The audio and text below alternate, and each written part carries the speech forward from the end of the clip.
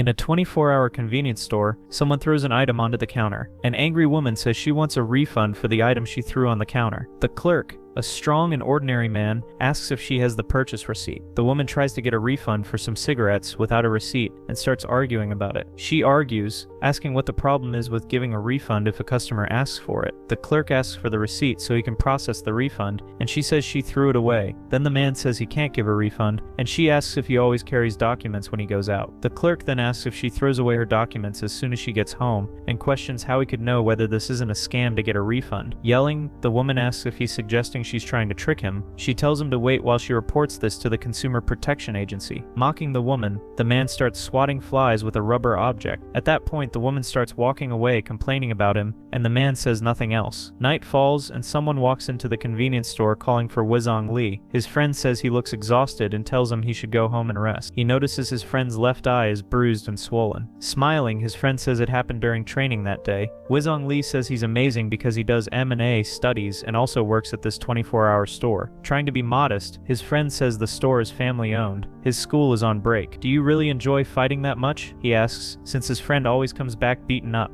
His friend says if that's what he thinks, there's nothing he can do and apologizes. Then the friend invites him to watch a fight and cheer for him, and Wizong gets excited. He says there's an elite amateur league event on Sunday, and he's in the professional tournament. Wizong asks if it's true, and his friend says if he wins it will be his pro debut, but adds that debuting seemed easier than it actually was. The friend says it was hard getting to that point. Wizong takes it back and says it's amazing that he's almost becoming a pro. His friend invites him to watch in person, and Wizong agrees, saying it could be a historic moment. Thanking his friend, he says he'll send a message with the address in time. At that moment, he says goodbye and gets ready to leave the store. We then see the protagonist walking alone on the street at night. He begins to reflect on his friend becoming a professional martial artist. The next morning, Wizong Lee goes to the address his friend gave him. He arrives in front of a building with a sign indicating the Central M&A League. Seeing the venue, our hero finds it strange to go down the stairs and enter. On the phone, his friend asks if he's arrived, and Wizong says he's at the gym. His friend tells him to go in. He's about to fight and can't leave.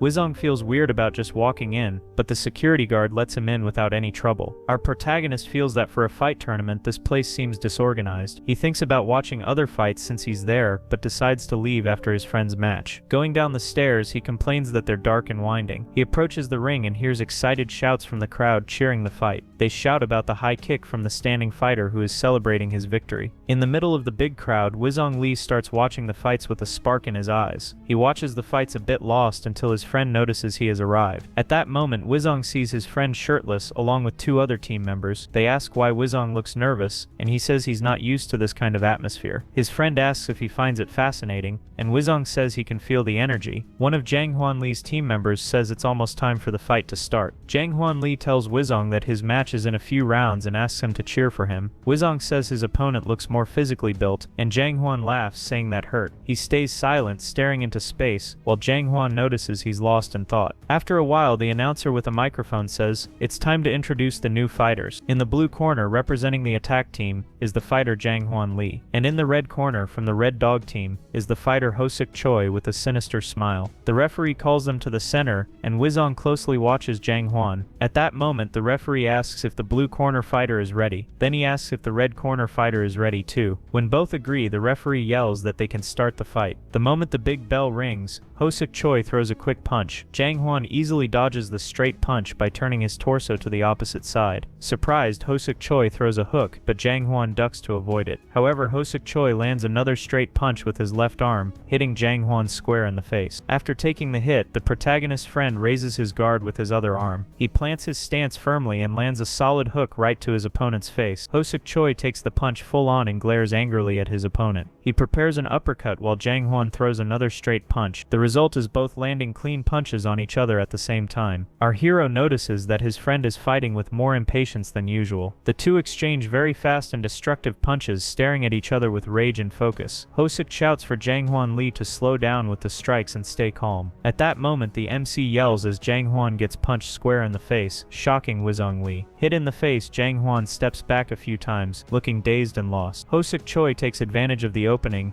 and charges toward Jang Hwan. He prepares a massive punch and gets in close quickly before Jang Hwan can react. Wuzong Li yells for his friend to be careful, but it's no use. He takes a powerful blow, struck with a hook to the face. Jang Hwan drops to his knees on the octagon floor. The referee quickly steps in to stop Hosuk Choi from continuing and orders him to back off. With an empty, exhausted look on his face, Jang Hwan seems unable to keep fighting. At that moment, the referee shouts that Hosuk Choi is the winner of this fight.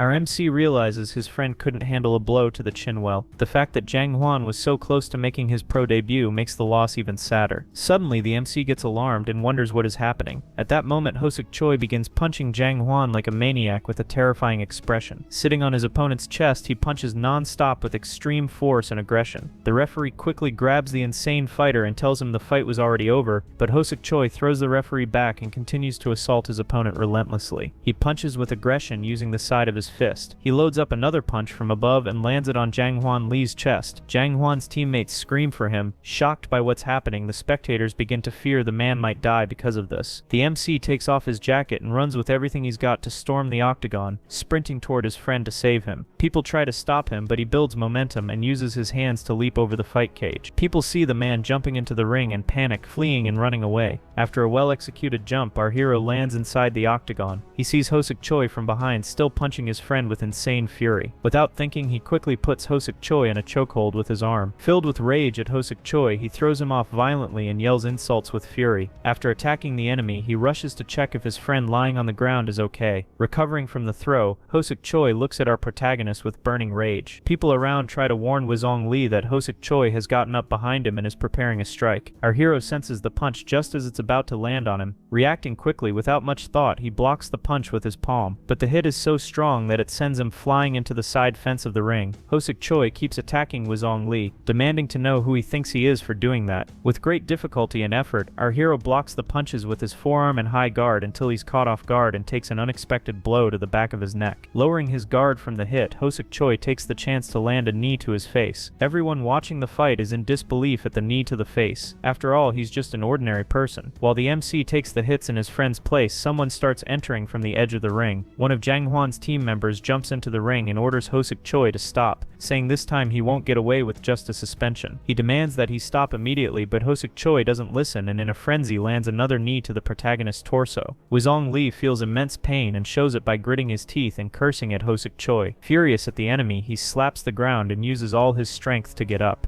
He then uses his torso and strong push to land an uppercut to Hosuk Choi's chin. As soon as Hosuk Choi takes the blow to the chin, he seems to go unconscious while still in midair. Wuzong Li breathes in relief and Jang Hwan's teammates are completely stunned by what just happened. A man in a suit among the crowd is also shocked by the punch. After this unexpected strike, fighter Hosuk Choi falls to the ground, knocked out, and our protagonist breathes a sigh of relief after managing to knock out the maniac. The guards order him to be restrained and unfairly jump on our hero. He tries to argue that he was also attacked and says it's totally unfair. He starts being dragged out of the ring by several security guards protesting the injustice. Watching this unfold, the mysterious man in the suit says he's a hidden gem. Night falls and we see the two friends having coffee together, both badly injured. Wuzong Li asks what the result of the fight was. Jang Hwan Li says there was no dispute. Hosuk Choi was banned from the Elite League indefinitely. Wuzong Li asks if that counted as his pro debut, and Jang Hwan says it doesn't count since he didn't win fairly. He thanks his friend for showing up and Wuzong asks him to cover his shift at work. Wuzong Li asks Jang Hwan why he wanted to see him if he should actually be resting. Jang Hwan simply says he wanted to talk about something specific with our protagonist. When asked what it's about, he asks not to be judged and Wuzong hopes it's something good. At that moment, Jang Hwan Li asks if Wuzong Li has any interest in trying out for M&A. Our MC is shocked and reacts with a stunned expression as he receives a business card from his friend. Taking the card in hand, he reads the name Elite FC and the director Junho Yang. Junho Yang was impressed after the knockout and wants to train Wuzong Li to become a professional fighter. Jang Hwan tells Wuzong to give it a shot. It's not every day you get an opportunity like this. Do you really believe I can do it? Our hero asks. Even though he's interested in the offer, there are things that worry him. After all, his parents went through hard times when he used to do sports. His friend calls his attention and says his tragic backstory doesn't matter right now. Then he jokes that he's kidding and asks why Hei reacted that way, to which Wei replies that he was being serious. After the jokes, John Wanley decides to tell his own story to our protagonist. He says that getting started in MMA was easy at first. After watching a match by chance, he thought it would be fun to become a fighter. Besides that, he sure noticed he doesn't have what it takes to be a champion. Hearing this from his friend Wizong asks if he still wants to keep fighting even so. Without hesitation, Jung says yes because it's exciting and he doesn't care about becoming a champion. He says he only does it because he enjoys it and thinks it's fun. He adds that you don't need a big reason to do what you love. After hearing what his friend said and looking at his own hand,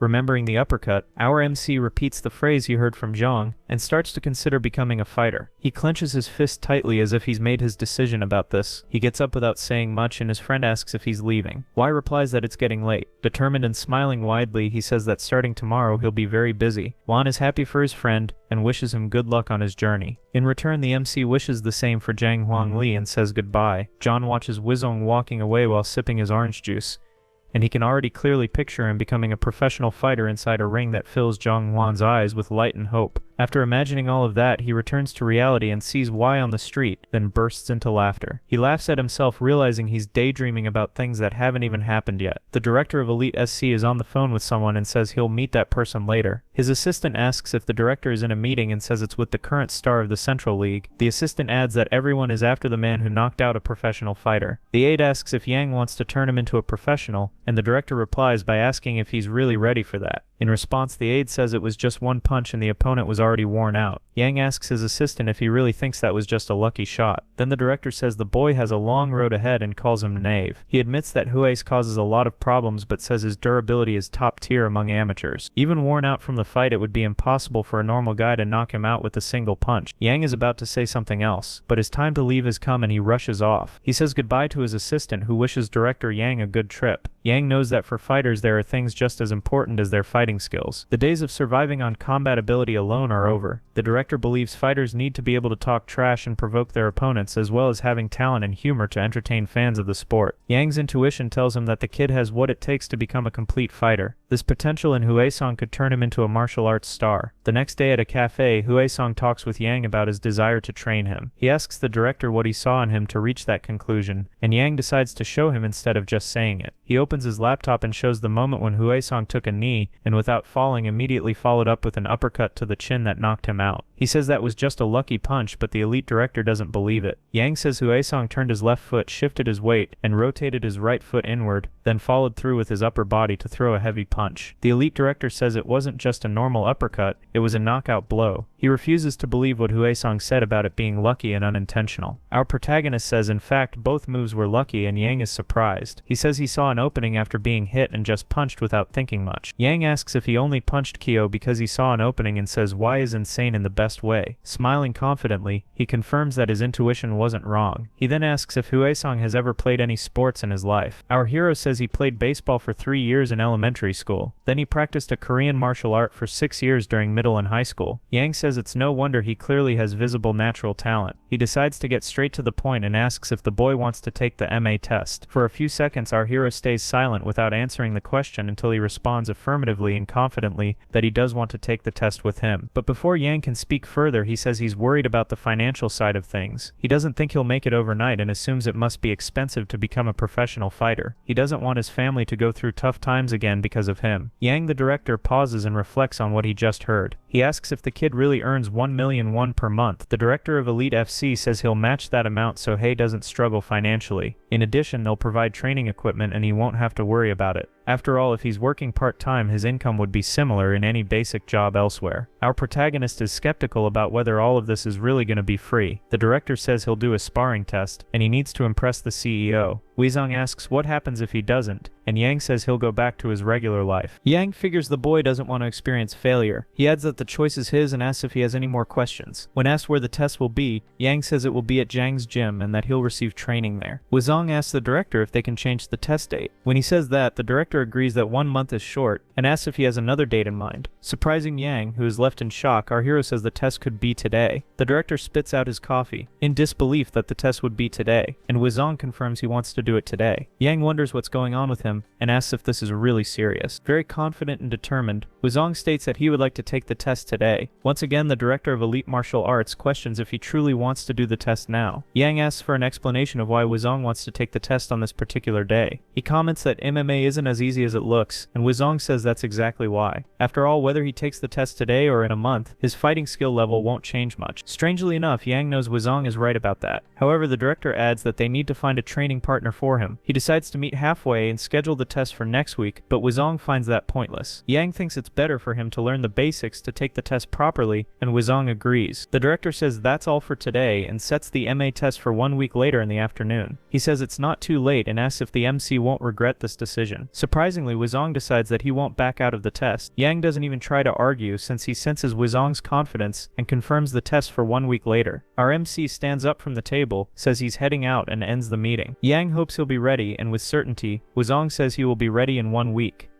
After leaving the cafe, our MC heads to the attack team facility. Upon arrival, he faces the local attack team where he'll be training. He climbs the stairs and arrives at the door inside the large building leading to the training room. He opens the door and greets everyone inside kindly. Soon he notices several very strong fighters training intensely with gym weights. The men train together and help each other with fighting stances. Others practice by punching targets with force. Seeing the strength of the fighters there, our MC is even a little intimidated. Jang notices Hizong and asks why he's standing there doing nothing. The two friends joke with each other, teasing and laughing together. Sang-hoon Park introduces himself to Hizong as the assistant coach of the attack team. He heard that Hizong is close to Jang, so he asks if it's okay to speak casually. He says he'd heard from Director Yang that Wuzong plans to take the MA test. There are many things he thought about saying, but he thinks maybe he shouldn't. He tells Jang Hoon Lee to get some training gear for Wuzong to prepare for practice. The two friends enter the training gym, and Wuzong tells himself that this is the beginning. However, the attack team assistant says this will be a waste of time. Our MC is shocked, and the man asks what he expects to learn in just 1 week. To avoid overworking Hizong, they'll only train the basics of martial arts. He then asks what the MC thinks is most important in a fight. Wuzong says it's the punch, and Sang agrees since the basic strike in MMA is the punch, and it's the most important. Sang-hoon Park is going to show the MC the basic jab he needs to learn. He strikes the punching bag with a jab at high speed. He throws a few more jabs so that Wuzong can clearly observe the motion of the strike. But our hero finds something odd, and Sang asks if the punch looks good. Wuzong doesn't think too much and says it's fine, but the man asks if he's sure. Being honest, our hero says the punch looks sloppy and awkward. Then the professional fighter shows the move again with better execution and asks what he thinks. Upon seeing the punch with proper form and speed, our MC compliments it and says that one was better. However, to Wuzong's surprise, he'll only be learning the first version of the jab. Sang says that in MMA, you have to stay alert to kicks and other strikes, not just punches. To do that, it's necessary to keep your distance from your opponent. Meanwhile, the second punch, widely used in boxing, has a clear target and isn't suited for MMA. For that reason, MMA stance differs from boxing. It's lower and wider. Sang then teaches the next strike, which is a straight punch, similar to boxing. It's used in combination with the jab during a fight. First, you throw a jab using your lead hand, then pull it back. At the same time, rotate your hips and throw a straight punch with your rear hand. As soon as you finish, place one hand by your chin and the other in front of your face to guard. After the full tutorial, he asks if the kid understood, and Wuzong calmly says yes. Finally, Sang says that's all, and the MC asks if that's really it. His coach says that performing those two strikes well is already halfway there, that he needs to practice a lot. Sang tells him to be careful with the punching bag so he doesn't hurt his wrist on it. Jang asks the coach if he skipped too many steps, and Sang says he taught him everything he needed to know. Jang is in disbelief that was just a basic explanation, and asks what he expects him to do with only that. Sang says that even if he explained the details, the kid wouldn't be able to do much with it. No matter how talented he is, 1 week of training won't make a difference. Jang says Wuzong is like a brother to him, and Sang replies that's exactly why he gave him this lesson. After all, Wuzong isn't family, and he says Jang should encourage him to go home after training. However, a loud punch draws the attention of the two professional fighters. They see Wuzong throwing extremely precise and powerful punches with great force. Our MC circles the punching bag and strikes the target at high speed with precision. He performs dodges and advanced boxing movements while landing punches on the bag. Sang asks Jang if this is the kid's first time fighting, and Jang thought it was. Suddenly, with a fixed and focused gaze on the punching bag, Wuzong throws a powerful hook. After landing the hook, the punching bag flies across the room and sweat drips from his face. Sang-hoon Park thinks this might get very interesting now. Soon we see our hero delivering powerful Muay Thai kicks with strong impact to a target pad. Sang-hoon, who's holding the pads, yells for him to stop and asks if he's doing ballet. He says there's too much force in the kicks. He needs to strike quickly and hit the target. He tells him to start doing quick kicks with his legs again, and Wuzong follows instructions. A man enters and greets the two fighters with a good morning. The large older man still looks tired and notices everyone is working hard. Sang-hoon Hun welcomes him back and asks about his seminar, and he replies it was the same as always. He asks who the new kid is, and Sang says he's the one recommended by the director. At that moment, he introduces Weezong to the gym's coach, Sanga Kwang. After being introduced, the burly coach asks the boy if he likes MMA. Our hero says it's really fun and mentions that he watches some fights. At that moment, Sanga gives Weezong a strange look that makes him feel a sudden odd chill. Advising the boy, he tells Weezong to train hard, and that way he might get good results. He waves to his students and wishes them all to keep giving their best in training. After that moment, Sang-hun Park tells Weezong to continue his training. Our MC is left curious about the gym coach who walks away looking tired. Then the first day of sparring practice arrives at the Attack MMA team gym. During his solo bag workout, Weezong scolds himself for being a hopeless idiot. Even though he's training every day, he criticizes himself, saying he can barely throw a proper kick. He wonders what he was thinking when he said he'd be ready in 1 week.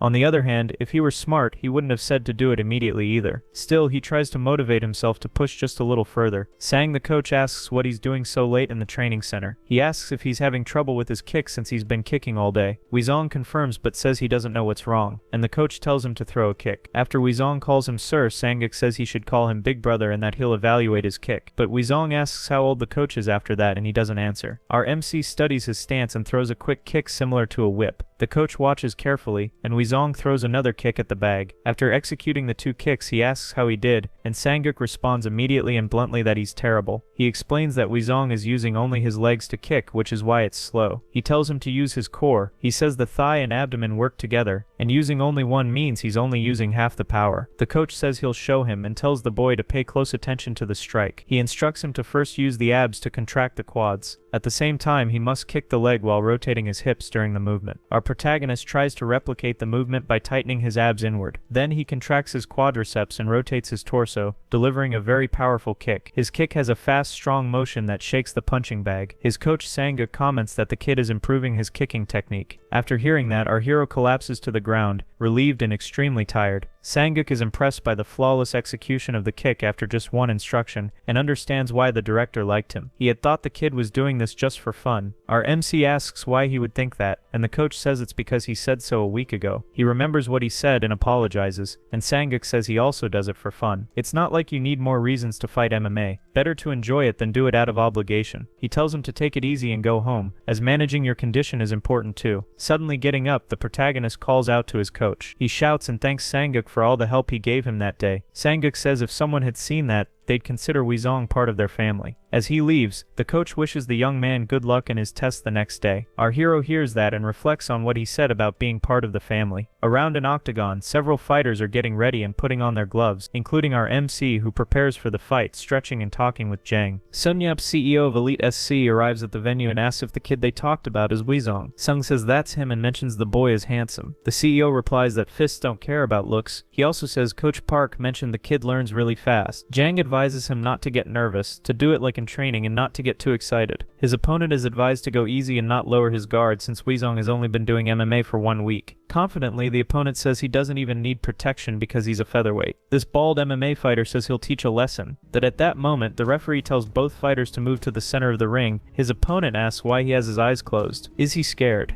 The referee says the fight will be 3 rounds with elbow and knee strikes prohibited. Our MC seeks inner peace by meditating, and the referee tells them to touch gloves and return to their corners. After doing so, the bell rings, signaling the start of the fight. Right away, the bald guy throws a hook, and Weezong dodges by lowering his torso. Next, the opponent throws another hook with his right arm, and our MC dodges to the side. Without stopping, he kicks, and our MC blocks it by raising his leg and absorbing it with his shin. Sunyap, the Elite SC CEO, compliments the defensive evasion of our protagonist. At that moment, Weezong makes a strategic jump backward to gain distance from the opponent. His opponent asks where he thinks he's going, and starts charging toward him. He then throws a straight punch, which our hero blocks using his forearm. After blocking it, he takes the opportunity to launch a hook at a spot the opponent isn't protecting. That right hook lands on Huizen's right side, and he feels the pain. He grunts and closes his guard as his opponent prepares another punch. The Jang asks if he's not taking too many hits, and the director says maybe he's not warmed up yet. The coach Sang hopes the boy won't let things end like this, and will turn the fight around. His opponent yells, asking if he's not planning to hit back after all the blows he's taken. Right then, Weezong dodges a punch and slips under the opponent's guard. The TE lands a perfect uppercut straight to the bald guy's chin. The strike surprises both the CEO and the Elite SC director, and his opponent admits it was a good punch. Next, the bald guy tries to land a straight punch, but our MC easily dodges it and counters with a clean hook right to his opponent's face, but the bald guy responds with another hook that hits Weezong too. Weezong then immediately throws another punch back at him, evening out the fight to a balanced match. His opponent wastes no time and lands a punch right in the middle of our hero's face. Jang tells the coach that Weezong is doing well fighting against a professional. The coach, however, watches the fight in silence while Jang passionately cheers for Weezong. The end of the first round is announced by the referee, who tells them to return to their corners. Our MC feels tired but still finds it fun, even the parts where he's getting hit. He doesn't know why he held back so much, and the referee tells them to return to the center of the ring. The Sunyap, the CEO, praises Weezong for knowing how to attack and take hits, and the director says he told him so. However, the CEO has a critical comment as he watches Weezong throwing more punches. He notices him sweating heavily and extremely out of breath in the middle of the fight. The CEO says that due to his lack of experience, he's not pacing himself and is already exhausted. Soon, our protagonist takes another punch and responds by blocking it with his arm, but he takes another punch that forces him backward and leaves him unable to strike back. The bald opponent says it's disappointing that he can no longer keep up with the pace of the fight. He yells for Weezong to keep fighting and keeps punching him non-stop while Weezong only defends.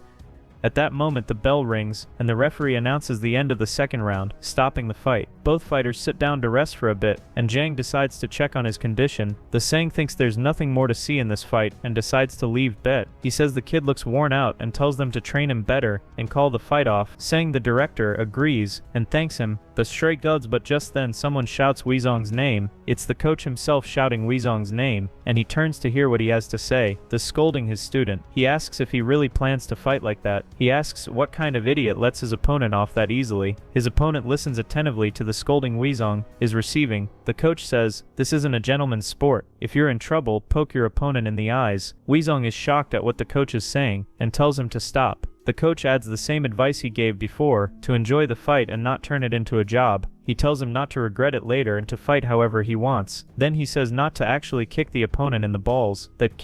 That was just to fire him up. Standing confidently, Weezong begins to remove all of his protective gear. At that moment, the final round is announced, and the CEO keeps watching the fight. Our protagonist decides to take off all his gear and start fighting for real. Facing his opponent, he begins to stretch and warm up for the final round. His opponent starts to wonder who this guy is and where this sudden motivation came from, but somehow he now seems more confident with a different expression from the last round. He decides to accept the challenge and see what tricks he has up his sleeve. The bald guy charges in. He throws the first punch of the round, and our MC easily dodges to the side by shifting his torso. However, he ends up stumbling and nearly falls after dodging the bald guy's punch. Everyone from Elite SC watching the fight feels disappointed and hopeless about him. The director knows that if he had held himself together better, he would have already signed the contract. His opponent had been waiting for him to show something, but nothing seemed to change. Now he winds up a powerful punch and says he's gonna put Weezong to sleep with this one. But suddenly our hero surprises everyone by landing a clean punch that sends the bald guy flying. After getting hit, the bald fighter shows a genuine expression of pain. The fighters watching the match wonder how he got hit like that. He can't believe he took that punch and tries to throw a jab, but Weezong ducks under it. Determined, the opponent says it won't work twice and attacks again, but Weezong dodges once more. Right after dodging, he makes a smooth, quick move, slipping into his opponent's guard and landing an uppercut. The uppercut is extremely well executed and powerful, landing squarely in his opponent's gut. Weezong steps back strategically, while the bald guy clearly feels the impact of the punch. In shock, he wonders how this even happened, and Weezong taunts him to come at him again.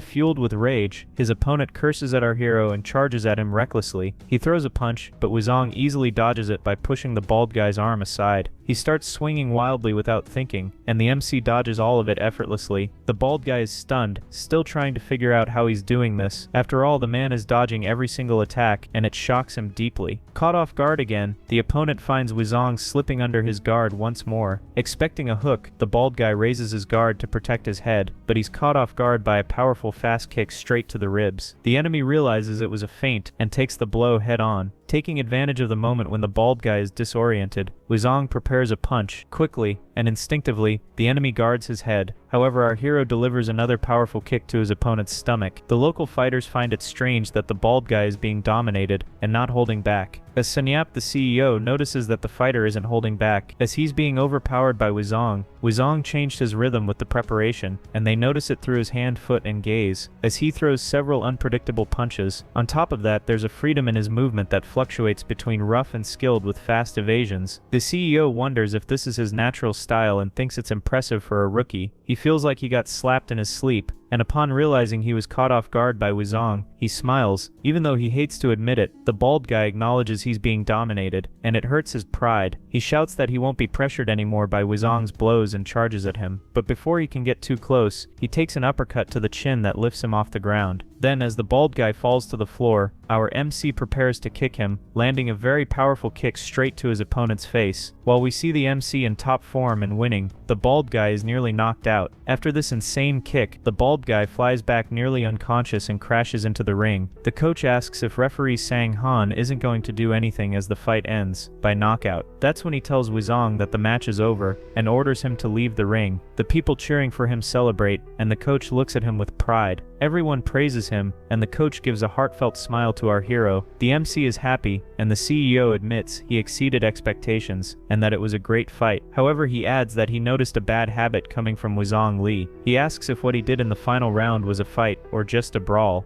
He says that in sports, they are athletes, not thugs, so they must maintain etiquette. As Sanyap doesn't believe people who don't understand the difference can be considered athletes. He may be rough and harsh in fights, but there are lines he cannot cross. Wuzong listens carefully and understands what the CEO said about sportsmanship being important, but he asks if he's not allowed to do whatever he can to win, as long as it's within the rules. Sanyap asks if he really believes that, and Wuzong says yes because he thinks the purpose of sports is to win. The CEO decides to discuss this later, hands him the contract, and asks when he wants to sign. But surprisingly, the MC says he's not going to sign that contract. Sanyap had already started speaking as if he had accepted, and is shocked by the refusal. Wuzong Li thinks his style wouldn't fit well in Elite SC. He apologizes and bows respectfully before the CEO, and the coach is shocked. At a restaurant, Coach Sang Kwang is on the phone asking how the CEO is doing. He says he understands the situation, hangs up the phone, and sighs as Wuzong waits at the table. Wuzong apologizes for causing trouble, and Sang is glad that at least he's aware of it. He sits at the table and says he's willing to hear what the boy has to say. He then asks why the boy wants to be part of his team. In response, the MC says he enjoys being there, and doesn't need a reason to do what he loves. Sangok asks if he's not trying to get back at the CEO who criticized him, and the MC says he holds no grudge. After all, in school, all he ever did was practice sports, and all the coaches said the same thing. They told him not to question them and just obey whatever they said, that they authoritatively told him to listen and not do what he wanted. And when he messed up a match by not following their instructions because he got too excited, his whole team would be punished for his reckless actions. His coach asks if he felt the same from the CEO, and Wuzong Li says yes because he seems like someone who stifles the creativity of his athletes. But he adds that his coach is different, and Sang Kwang asks what he did. After all, he told Wuzong to fight how he wanted and enjoy it as long as it was within the rules. Even so, Wuzong says no other coach would have said that in that moment. Sangkook thinks that would be the behavior of a bad coach and feels betrayed by his student. Wiz says those words touched his heart because no one had ever said that to him. For that reason, he wants Sangkook as his coach and wants to learn how to fight with him. Without responding yet, the man tells him to eat the meat before it burns. He says he understands Kwizong's point of view, but most people start training because they enjoy it. And that's why most of them don't last even 2 years, and he asks Kui why he thinks that happens. The coach says the reason is that it's not worth it due to the time limit before going hungry. Whether it's M&A or any other sport, you can have fun if you can pay the bills. That's why everyone wants to sign with an organization where they can make money. He says if Hai wants to make money in M&A, he needs to join Elite, and Hai immediately refuses. His doesn't intend to make money with M&A, he just wants to have fun. The coach says everyone starts like that, and the MC wants to be just another one even though most of them quit. Our hero clings to the 1% chance of not being part of the group that gives up. Stengut then says the odds are low, almost non-existent. For that not to happen, Lee tells his coach he'll be just 1 out of 100 who fails at this because to him it's his last chance, and this comment surprises the coach. He doesn't want to go back to his old life for a few bucks and wants to dedicate himself to fighting. After saying this with such conviction, the coach reflects on everything he just heard. He takes a sip of his drink and slams the glass on the table. He asks Sky if he's sure he won't quit and that he made this decision to never regret it again. Sanguk says he might think differently if he goes hungry and that he'll worry about that to avoid committing crimes. His coach asks if he mistakes and Wiz only corrects himself at that moment. The coach can't do anything else because the MC has already made his decision and the MC asks if he will accept him. Then Sanguk says he accepts because under these circumstances there's nothing to reject. They'll start on Monday after all. You have to strike while the iron is hot and Hei thanks him. Sanguk notices that the more he observes Wizong Lee, the more interesting he finds him. He knows Wiz could have entered elite directly and that those who aspire to be athletes have a lot of passion. With enough passion and effort, money comes later. But now times have changed and athletes quit because the passion comes only after the money. Sanguk feels bitter because the change came naturally and he can't blame them. This makes him have no idea how Wizong Lee will do in the sport, but he knows Quiz could be left behind by just anyone. He decides to inform Han about it so he can fill out the form and hand it in. Meanwhile, the coach says the MC will be charged a fee until he becomes a member. Our protagonist considers that unfair and asks if he can get a discount. The coach spits out his drink and bursts out laughing, saying he's in trouble now. His coach tells him to speak with Sang-hun, the team assistant, who will know what to do.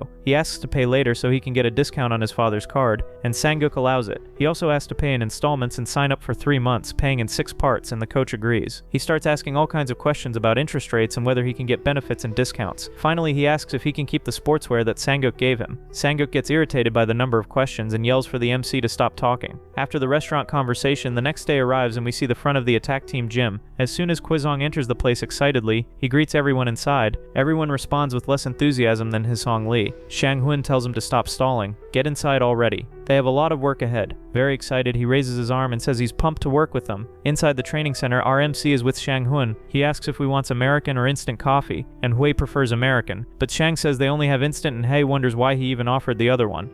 After reading a document, Shang-hun starts examining our hero. We asks what he's doing and says it's necessary, and tells him not to take it the wrong way. RMC agrees but points out that Shang-hun is holding his chest. After this embarrassing moment, Shang asks how long it's been since he last practiced sports. RMC hasn't done sports in 2 years and says he gained 5 kilos and has maintained that weight. He asks if those questions are for his weight class, and Shang-hun says yes. His results show that his muscle mass and physical condition are in good shape. On top of that, his body weight is stable and there's no need to work on that. He asks which weight class he'll be placed in, and Han thinks it will be lightweight. He's in disbelief since he weighs 80 kilos and asks if he really has to lose 20 kilos. Shang-hun says yes. Weising Lee thinks that's too much as he'll lose a lot of muscle mass and physical endurance. He says that since he's competing at his natural weight, he won't lose muscle or stamina. Wiz argues that weigh-ins are done days before the fight, but Sang says in MMA it's 1 day before. That confuses him, and he asks if he'll have to gain 20 kilos in 1 day. Sang tells him to trust him and that he'll understand when the time comes, since the coach is managing his condition. After that, they need to talk about the training method, but Wiz is a special case. Normally you'd enter the professional class after going through the amateur level, then he criticizes him, saying he doesn't even know the basics and doesn't grasp the concepts of MMA. He has to act fast and build a competitive body, learning jujitsu in addition to kickboxing and wrestling. Seung-han shows Wizong Lee a sheet with his training schedule. 2 days will be for conditioning and strength, and another 2 days for jiu-jitsu and boxing. Only Sundays will be free for the boy to rest. Seung-han asks if he has any questions about the schedule, and Wiz accepts everything. Wizong says it's not his first time doing sports, so he has no questions about the schedule. They'll do a quick test to jump straight into training, and they might change the routine or place him in the main team. Seung warns that it'll be tough, and Wiz asks him not to go easy on him. It's not my first time fighting. The team assistant smiles and asks if he's sure about that. Wizong says he's always been good at working out and eating, and Seung says that's the spirit and decides to start. Confident, the MC says there's no reason to wait any longer and tells them to begin. Some time passes and our hero is on the ground exhausted. Seung advises him to sit up and rest instead of lying on the floor. He mocks him, asking why he's so weak even though he used to play sports. Seung says that was just a basic level test and that it'll get much harder when he starts training for real fights. Despite everything said, Wizong bench presses 90 kilos. He does 28 pull-ups and 12 heavy rows with both arms. He also does 12 bicep curls with heavy dumbbells and squats with 140 kilos. The squat is done in 3 sets, increasing the weight each time. Even for intermediate athletes, it's a weightlifting routine with high loads. Seung intended to gradually increase the weight and didn't expect him to handle it all right away. That makes him think Wizong Lee is an extraordinary athlete. He asks why he's laughing and our MC says it just feels good. After all, I enjoy the feeling of my muscles tightening and being pushed to their limit. Han finds that strange since he should be feeling terrible right now. After that, he asks the assistant if he's no longer an outsider to the gym. He remembers that earlier Seung-han had said Wizong wasn't part of the the Elite FC family. The MC comments that at that moment the assistant didn't speak quietly. Seong explains that he was irritated that day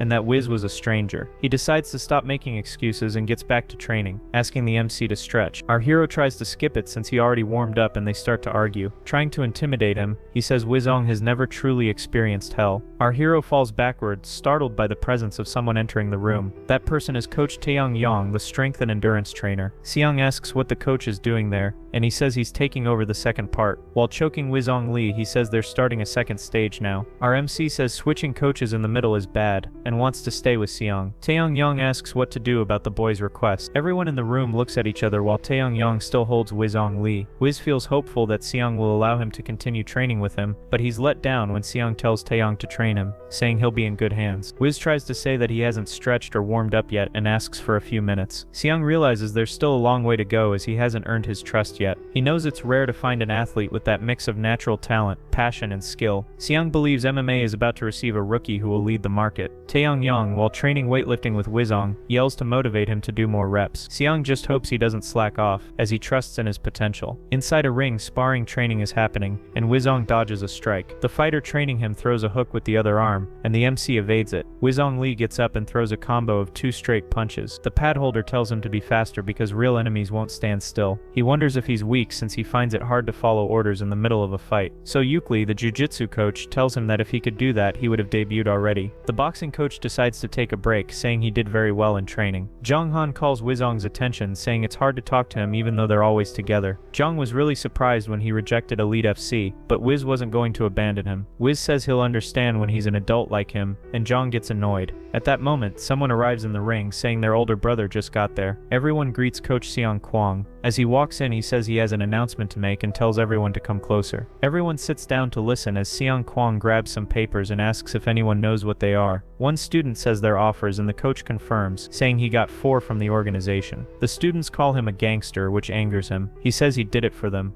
Confused, Wiz asks what kind of offers those are, and Jong says they're 4 match offers. Jong says it's tough and they only got them because they're a good team that puts on good fights, and the organization likes that. Jong says Kwai should thank the coach who works hard to get these opportunities, but Sanga Kwang decides to stop stalling and names the fighters who will take part. Thus Unshan Kang. A wrestler is the first to be announced and he steps forward. Next is Chi Yoon Yoon, a boxer who's also there among the others. Thus RMC heard that those 2 are part of Golden Glove. The third fighter chosen is the girl Eugene, who the MC knows is the same age as him. Eugene Min is undefeated in 5 fights in the straw division and a rookie with X1. Thus her fans call her the goddess of MMA because she's not only skilled, but also beautiful. Wizong Lee feels that the difference between him and her is like heaven and hell. RMC is sure he won't be the last chosen since he never even appeared in the league. But the last name called by the coach is Wizong Lee, surprising everyone. Some fighters didn't even know who he was and are shocked by the offer he received. Eugene Min looks at him with a judging expression. Sanga Kwang says the organization wanted this, so he asks them not to judge it the wrong way. Annoyed, the coach asks if anyone has a problem with it and tells them to speak up. He says if no one else has anything to say, get back to training and those with offers should talk to me.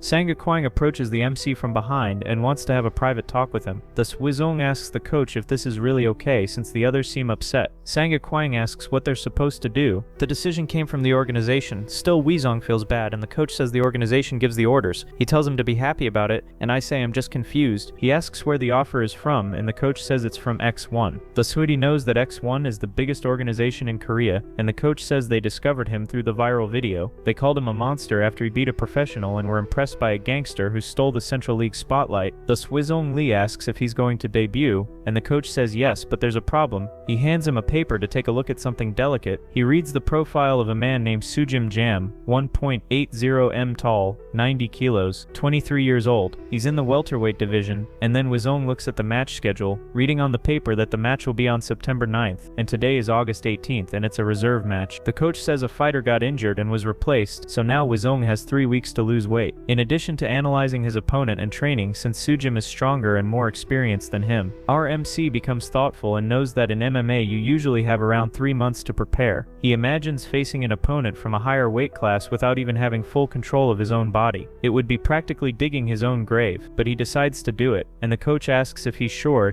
After all, there's no turning back once the decision is made, and even so, Wizong is determined. The Sanga Kwang says they'll sign the contract tomorrow, and for now he's dismissed. He asks if the coach agrees and he says that since he accepted the offer, he's not against it. This makes our hero wonder if all match arrangements are always this simple. The Sangha Quang calls out to him and asks if his parents know he practices MMA. Wuzong Li says they don't know yet that he's fighting in MMA. The coach doesn't want to interfere but asks if he doesn't think it would be good to have his parents' approval before fighting. A bit reluctant, he decides that he will talk to them, and the coach judges his reaction. Sangha Quang suggests that he speak with his parents today and make his decision tomorrow. Wuzong is surprised and the coach thinks they need to be informed by tomorrow to organize the schedule. He tells him not to pressure them for approval and to manage expectations, as there will always be another opportunity. Before leaving, our protagonist asks if there really will be another chance. Laughing, he says he asked just for the sake of it and will inform the coach by tomorrow. He announces that he's heading out now, and Sangha Quang remains silent and relieved that he remembers Young saying that Wuzong caused a lot of trouble for his parents when he played sports. That makes Coach Sangha Quang find this situation very frustrating. That our hero announces his arrival at home, and his parents say he got home early today. His mom asks if he's been exercising and tells him to take a shower, but he already did. She says Wuzong Li is just like his dad, who also hates taking showers. Out of nowhere, his dad gets up from the couch and starts doing MMA moves, scaring his wife. Right after his dad does that, his mom gets angry. Thus Wuzong says he needs to talk to them. However, his mom orders him to take a shower first, and our MC decides to obey. After taking care of his chores, he sits down with his parents and begins to explain the situation. His dad asks what Wuzong's mom thinks of all this, and she's sitting with a serious expression. Irritated, she says, "We've always done whatever he wanted," and asks why he's asking for approval now. Frustrated, she says she can't say anything, and that he's going to become a fighter. The dad tries to calm things down, but the mom snaps and says she doesn't want to hear anything. He tries to calm his mom, who yells and tells him not to call her mom. That she says that for 10 years while he wanted to pursue sports, it put their lives on hold for him, that made her lose all her friends and acquaintances, and now only old age remains for her. And now hearing the news that he wants to do MMA only upsets her more. She asks how selfish he can be, and how much longer they'll have to sacrifice for him. She questions whether he even cares about his mother, and then she begins to cry. She gets up extremely angry, saying she's just a housewife and tells them to deal with things on their own. He says he blames himself for all the difficulty she's been through because of him. That for that reason I wanted her permission and asked her to believe in me this time. Thus, still with tears in her eyes, she slaps his hand and tells him to do whatever he wants. His dad tells him not to worry, that his mom is just upset and worried about him. Wuzong knows that the only time his mom gets angry is when she's really concerned. His father smiles proudly and acknowledges that his son has grown up. However, he says Wuzong is wrong about one thing when it comes to his mom. That point is she tends to get angry a lot and he's nervous because she's always like that. Then to lighten the mood, he pretends he's going to scold his son, and they both laugh and enjoy the moment. Wuzong asks if his dad approves, and he says yes. After all, you can't stop doing what you love because of others. The MC says he wouldn't do that to his dad, and he's happy to hear it because it's important to think that way. He advises his son to talk to his mother and understand why she's upset. He's determined to make it up to his mother, and his father asks if he has anything else to say. He asks to borrow his father's card to pay for the gym, and his dad says he was being considerate, but then looks at Wuzong seriously and asks if he's going to pay him back. Trying to push back, the boy asks if he's really going to accept money from his own son. His dad imagines he was trying to steal, and Wuzong says he can earn it and pay him back double. The father says he could already be successful, and the son says he'll regret it when he sees Wuzong on TV. When Wuzong says he might become friends with a group of fighters, the father stops. Thus, he changes his mind, shakes his son's hand, and asks how much the registration fee is, though Wuzong confidently says his father won't regret it. While he and his dad enjoy the moment, his mother watches everything from her room and cries. The next day after that conversation, we see the Seoul team's training center. One of the fighters there uses a sledgehammer to strike a tire. Another person says, "That's enough," and he throws the heavy, massive hammer aside. He asks if there's still no news, and says there are only 3 weeks left until the fight. The coach of this fighter says they're adjusting the schedule, and will have updates soon. Sujim Jam from Team Seoul asks what's so hard about scheduling a match when there are over 60 fighters. The coach asks him not to get stressed, but Sujim doesn't want to waste all his hard training. The coach says he doesn't train just for today, so it's not a waste, but Sujim thinks it is if he doesn't fight. He asks Sujim to wait. Thus, if there's no news by tomorrow, he'll call the organization. Xiang Tajong thinks his fighter has a hot temper and calls the fight organization. On the phone, he asks to avoid a certain subject, says he knows the person is busy, and thanks them anyway. An Chiang Ta is warned that they're busy and says they'll call back later. Sujim asks if it was manager Song. The coach Xiang Ta says they found a substitute opponent for the fight, and Sujim gets excited, but Xiang Tajong says he's never heard of the opponent, the fighter Wuzong Li. So he assumes he's a rookie, and even so, he hadn't heard of him in the league. Excited, Sujim's future opponent decides to resume hard training to face him. The Chiang decides to explain the contract terms to our hero before he signs the papers. First, the gym contract revenue is split 90% to him and 10% to the gym. Our MC thought the gym would take 30% and he'd get 70%, and he's surprised they earn so little. Song agrees but says the coach won it that way. He offers to increase it to 70-30 since he insists, but Wizong prefers to keep it as it is. He says it's an event contract, and the fight will pay 2 million won plus 1 million extra if he wins. The most important part is the weigh-in, and there's a clause that says if the fighter is too heavy, the money is forfeited. He thinks it's fair that 100% of the money is lost if the fighter ruins the event due to weight issues.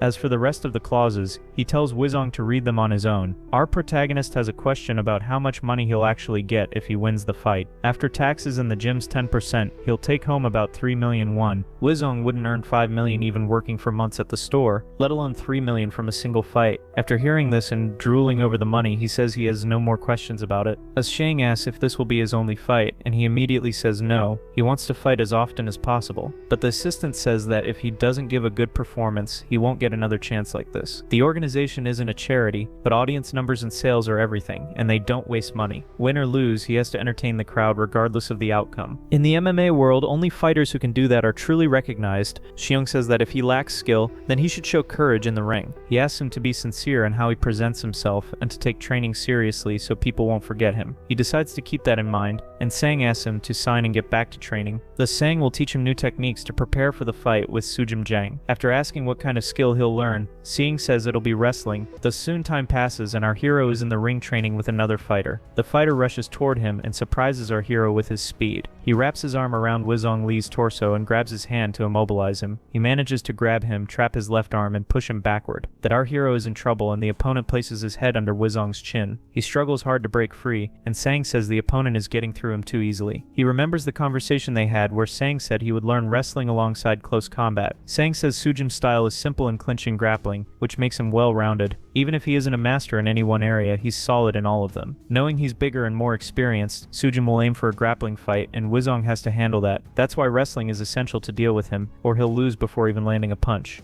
He feels insecure because he's never trained in wrestling, but Sang says he'll be fine since he competed in Korean wrestling. Our protagonist is confused. After all, he trained in Sirium, a traditional Korean wrestling style. Thus Sang thinks that gives him an edge, and he can adapt his Sirium. Thus Soon trusts his ability. That after that, Sang tells him to warm up and spar with In Chang Kang. Our hero thought he was strong, but seeing In Chan still surprised him. Even though he should have known, he feels his strength being drained, and it feels like he's fighting a giant gorilla. Still caught in the hold, Wizong Li makes a move with his foot to try breaking free. He strikes the inside of his opponent's leg, shocking him when it lands. Thus seeing his enemy off balance, our hero places his free arm on his opponent's shoulder. Then he uses his leg and free arm to push In Chan back with force and escapes. He wastes no time and takes advantage of the opponent's instability to shove him against the cage. After that, the opponent admits that Wizong is actually pretty good. Our MC crouches and grabs Un Chan's calf with both arms. Un Chan realizes his opponent is trying to take him down to the ground. Thus Soppit, he braces himself and holds on to Wizong's body. A random observer notes that Wizong has a good sense for wrestling and will learn jujitsu quickly. Sang agrees, saying he knew Wizong would do well even sparring with Un Chan. Meanwhile, the opponent grips and breathes steadily to avoid mistakes. Still, Un Chan Kang is a fighter 2 weight classes above and a veteran 2. At that moment, Un Chan Kang spins our protagonist and throws him, stopping the takedown. But Wizong prevents himself from being thrown away by locking his arms around Un Chan's torso. Then he lifts him up completely while squeezing his body with his arms. Even with his arms pinned, Wizong manages to use his feet and twist his torso to break free. He turns the tables with unpredictable movements, blocking strikes and takedowns successfully. Un Chan Kang looks slightly tired and acknowledges that Wizong Li is very good. Our hero says he hasn't even shown what he's really capable of yet. At that moment, the two push forward into a strength and grappling clash. The Sang thought it would be hard to apply his Sirium experience in MMA, but it worked. He considers Wizong a gem that clicked in MMA, and thinks they have a good chance. Some time passes, and in the car, Sang asks what his weight is. He says 77 kilos. The Sang says X1 allows a slight overage, and doesn't think there'll be a problem. Wizong says he didn't eat or drink anything because it affects weigh-ins a lot. Eugene Min is tagging along because the others are busy, and she has nothing else to do. Wizong tells her to leave if she's just going to complain, plane, but she says she'll take care of the bags at weigh-in. The MC tells her to handle the luggage and not to get involved. Sang is happy to see them bonding, and Wizong mentions he hasn't told his friends about the fight. The Sang thinks he could have invited them to watch, but Wizong says he'll tell them later. Eugene Min says the real reason is that he doesn't want to be embarrassed in front of his friends if he loses. Smiling, our hero says she nailed it, and she's surprised. He repeats that she was spot on and then flicks her forehead. The two start arguing, and Sang gets irritated, asking why they're always fighting. That they finally park the car and arrive at the weigh-in venue. Wizong Li is very surprised as soon as he enters and sees members of the press. The Seong, the assistant, tells Wizong not to stand still and to start following him. Thus he shows our hero where his seat is, and without wasting any time, the MC sits down. He looks to the corner and notices Sujim Jang's presence, and Seong tells him to stop staring. Thus he says not to make eye contact, speak, or greet him until the face-off. Seon says there's no point in saying hi if they're gonna fight the next day.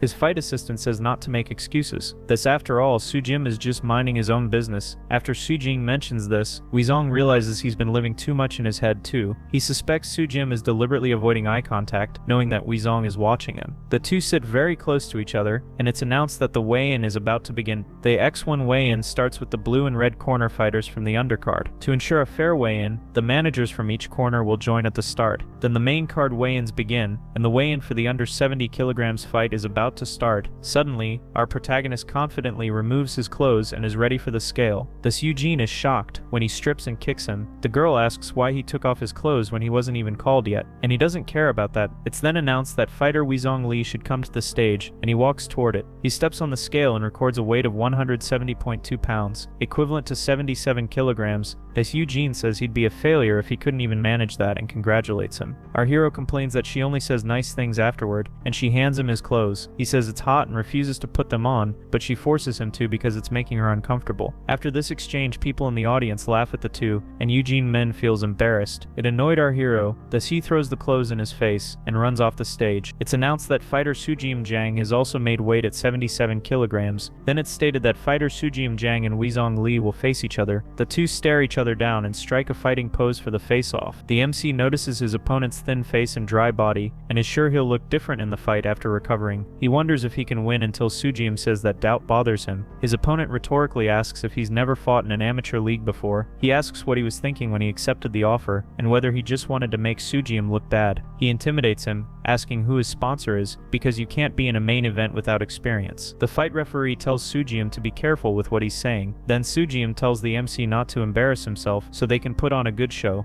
Sujim demands a response, saying he's Wizong's senior, and our hero tells him to shut up. He doesn't get the complaint after all. He's only participating because Sujim wanted a backup fight. He tells him to stop whining and be grateful since they saved the cancelled fight, and tells him to cancel it if he wants. Our MC says that for someone who loses in his own weight class, he's very arrogant. His enemy, Sujim Jang, gets extremely angry and clenches his fists in rage. He then presses his forehead against Wizong and asks if he wants to be annihilated. He says he can easily knock out a weakling like Wizong, and in response, the MC chokes him. He lets go quickly just to shock his opponent, and Sujim starts coughing. Immediately, Sujim Jang reacts with intense hatred toward our protagonist. The referee appears and holds back Wizong Li's opponent, telling him to calm down. He says that if he has any complaints, he should show them in the ring and stop talking now. He also asks Sujim to show some respect since there's a 1-year age difference between them. That same night, our hero arrives home and tells his parents he's back. As soon as he enters, he notices his father is missing, and his mother says his boss forced him to go fishing over the weekend. However, our MC notices the sad and gloomy look on his mother's face after she says this. Suddenly, she's startled when her son hugs her and tells her he has a fight the next day. She pretends to be indifferent, and Wizong thinks he'd fight better if his mom encouraged him, and he asks her for that. Still hugging his mother, she doesn't say anything, and this starts to upset our hero. He lets go of her, pretends he was joking, and mentions that the fight will be broadcast on TV in the morning. After that, he turns away visibly upset, and his mother asks if he wants something specific to eat before the fight. She says it's good for him to eat well for the fight he'll have the next day. The MC smiles and is happy with his mother's gesture. She didn't want him to blame her if he lost, so she asks again what he wants, and the MC asks for spaghetti with lots of meat and sauce. Suddenly, our hero lifts his mother off the ground and holds her easily, saying she feels light. Joking around, he says he's going to take her for a spin in his arms, and she gets annoyed. Finally, the next morning arrives, and we see the octagon, where Wizong will make his debut.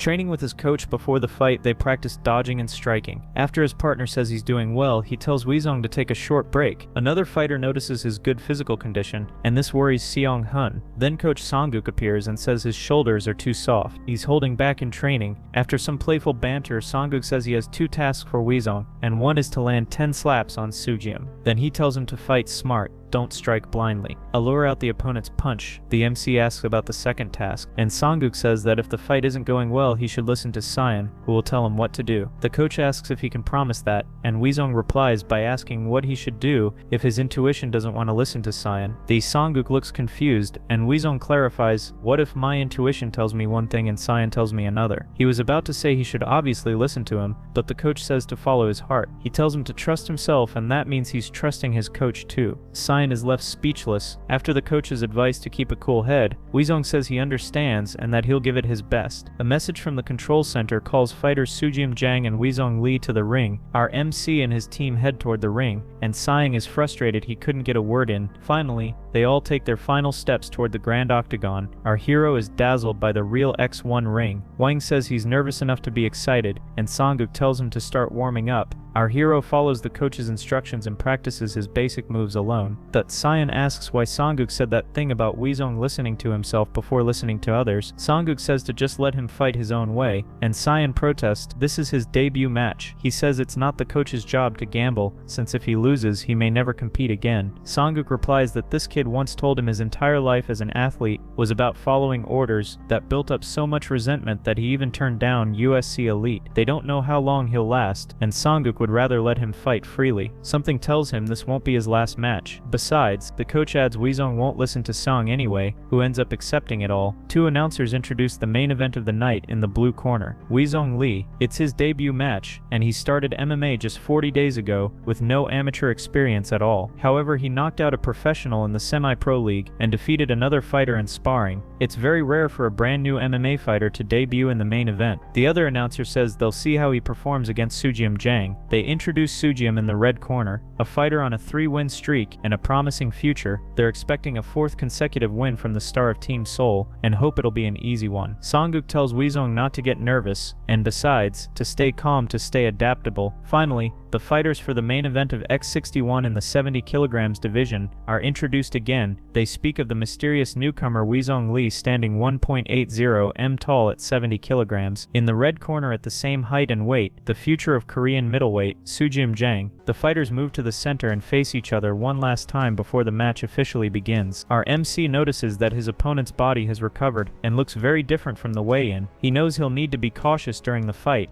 and his opponent calls out to him. He threatens him, saying this will be Weezong Lee's first and last fight as a professional. Our hero mocks him and asks if he's still mad about the day before. The MC calls him petty and says he's only going to focus on the match, which fills Jang with rage. Even with his brows furrowed in anger, they touch gloves to start the fight. The referee asks if the blue corner fighter is ready, then asks the same of the red corner. He then announces the beginning of the fight between the 2 competitors. Song-han notices Weezong Lee's light footwork, indicating he isn't nervous. He then asks Sujio to prepare an ice pack and some Vaseline for the fight. Suddenly, a very loud scream startles the physical trainer Han. He turns around to see what's happening and witnesses something that leaves him in shock. He asks what just happened. After all, Sujim is on the ground with a hurt nose. We then see the moment before the knockout where Sujim charged at Weezong. He was shouting that he could read all of his opponent's moves and called him weak, but before he could land a hit, he took a quick, precise punch to the face from Weezong that left him stunned, and as he fell to the ground, confused, ketchup-like blood dripped from his nose. After the jab, our protagonist delivered a powerful straight punch to his opponent's face. This made Sujim Jang fall flat on his butt, impressing the match commentators. They announced Sujim's knockdown just 10 seconds into the fight, and the fact that Lee managed to drop him. On the ground, the enemy looks up in fear at our MC, who prepares another heavy punch. Sujim's team yells for him to get off the ground to avoid taking another blow. He manages to see the punch coming and quickly dodges backward, avoiding Weezong's strike. He gets up fast and returns to the fight. Jay, though slightly shaken from the hit he took. The commentators say that overconfidence might be his downfall. Jae dropped his guard, trying to regain control and stay calm. But Weezong lowers his body and raises his guard. After giving Sujim a 1,000-yard stare, he charges charges at him at blazing speed, that he lands another straight punch right in the center of his opponent's face. It sends Sujim Jang flying and nearly knocks him out, but he somehow stays on his feet. However, our MC capitalizes on the moment and rushes in again, but noticing Jang has tightened his guard, spotting an opening in his abdomen, he slams a punch into the vulnerable spot. His opponent takes the hit, but doesn't fall. He holds on with the strength of his core. Right after Wizong Lee lands a hook to his enemy's left flank, making him scream in pain, grinding his teeth from the impact, Jijim's face shows utter desperation. He screams in rage and starts attacking wildly while our MC dodges. As he gets back up, he retaliates with a punch and lands it squarely on his opponent's face. Jijim takes the heavy hit without being able to defend. He quickly regains control of his body and, filled with rage, tries to strike. Our MC is surprised by the speed of Jang's punch as it whizzes past his face, but he outpaces him, shifting to the side and landing a punch before getting hit himself. Sujim is stunned and wonders how Wizong is reacting so quickly. Right after taking the hit, he loses his balance and struggles to stay on his feet. While trying to stand straight and regain his footing, he suddenly charges our MC at high speed. He manages to grab the protagonist's waist, catching him off guard with a sudden move to subdue his opponent. The Wizong Lee grabs Sujim's head and shoves him away. They clash, staring each other down as Sujim wonders why he won't fall. Our hero manages to stand upright and finally pushes his enemy back, that Sujim hits the cage, and the commentators can't believe Wizong is toying with such an experienced veteran. They find it hard to believe that no one could have predicted this would happen. Seong Han says the fight isn't even difficult, that Wizong is dominating, and against a seasoned fighter, but he questions how all of Wizong's strikes are landing so perfectly, that suddenly our MC charges low, aiming to grab his opponent's waist. It becomes clear that his fighting style is to start defensively, then counterattack aggressively. Following this low movement, our MC loads up a massive punch. As he rises, he lands this powerful blow straight into his opponent's face once again. Sangyog notices the feints and unpredictable strikes and realizes they're messing with the target's mind. Just like what happened with Taeyong, Wizong is disrupting the rhythm of his opponents. That's because he's keeping the rhythm, and someone who's never seen him fight doesn't know how to react to it. Then he locks both hands behind Sujim's neck and prepares a flying knee. The commentators narrate the moment he lands the knee perfectly midair. The strike hits the target with such force that it leaves him dazed and confused from the pain. It was so powerful that it made him lose his balance and drop to the ground on his knees. With one leg up and the other on the floor, Zhang tries to grab Wizong, but he's too weak. It's a risky move. If he fails, he could get knocked out easily. Our MC taps his opponent's back and tells him to show his skill with his fists, right after he delivers an uppercut from below that hits Zhang square in the face. At that moment, his mouth guard goes flying along with a lot of tomato sauce from the uppercut. When the punch lands cleanly, our MC's team is proud and overjoyed. Meanwhile, the rest of the spectators are completely stunned by what just happened. The referee tells our hero to stop and steps in, that Sujim Jang has lost consciousness. It's then announced that the match ends with a knockout by Wizong Lee. The commentators say it was the most dramatic debut with a win in under 1 minute. They assure the audience that no one who saw this fight will ever forget the name Wizong Lee. They declare it a flawless victory, and with the crowd erupting, Wizong is crowned the winner.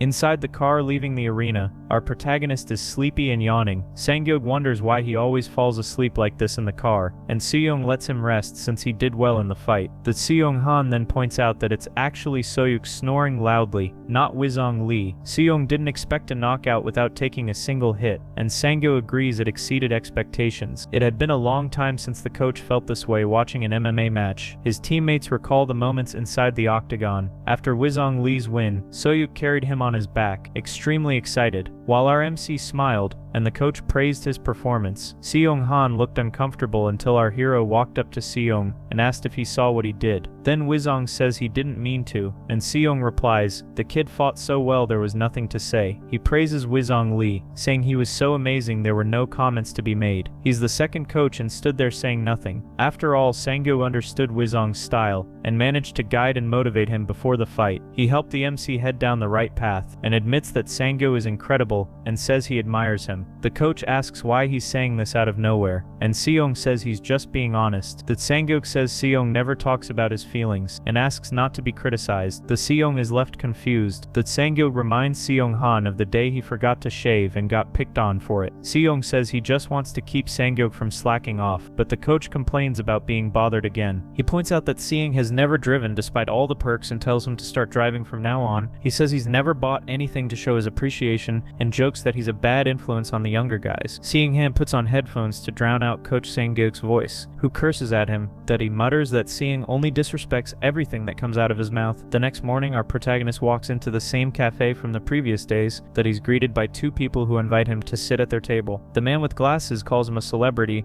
and jokes that they should roll out a red carpet. His friend asks why Weezong was fighting in his underwear in a cage, that he asks why he didn't say anything, that they only found out online, and Weezong says he didn't have time to tell them. The friend says he had 3 weeks to say something, and another friend adds that they must not mean anything to him anymore, that then they notice two people in the cafe whispering and glancing at Weezong. His childhood friends comment that he's a celebrity now, and Weezong rejects that idea, but in truth he notices the people around are recognizing him because of the fight. In 10 years of sports he never received any recognition, and now he's getting attention for a 2-minute fight. The MC asks how his friends are doing, and the one with glasses says he's just working. Weezong advises him to get a good job, but the friend wants to finish college first. His other childhood friend mentions that he's studying to become a public servant. Both his friends are surprised and start teasing him about it, saying he was always the dumb one. That childhood friend responds that they weren't so different from him as they think, that after that the three friends keep laughing and enjoying a friendly conversation, that at that moment our MC's phone rings, and he sees his dad calling him out of the blue. As soon as he answers, his dad asks if he's busy, and he says he's hanging out with his friends, that he says he's going to be late coming home because he's going out for drinks, and asks if Weezong is doing the same. Weezong says they're not drinking, and his dad tells him to keep his mom company at dinner since she's alone. Our MC knows that both his mom and dad waited for him to come home late, that as decided as he was about the fight he should have thought about his mom. The MC says he already wanted to head home earlier, and his dad is happy with that answer, that at that moment his dad says he liked Weezong's fight, and that he's proud of him. Our hero feels happy, thanks his dad,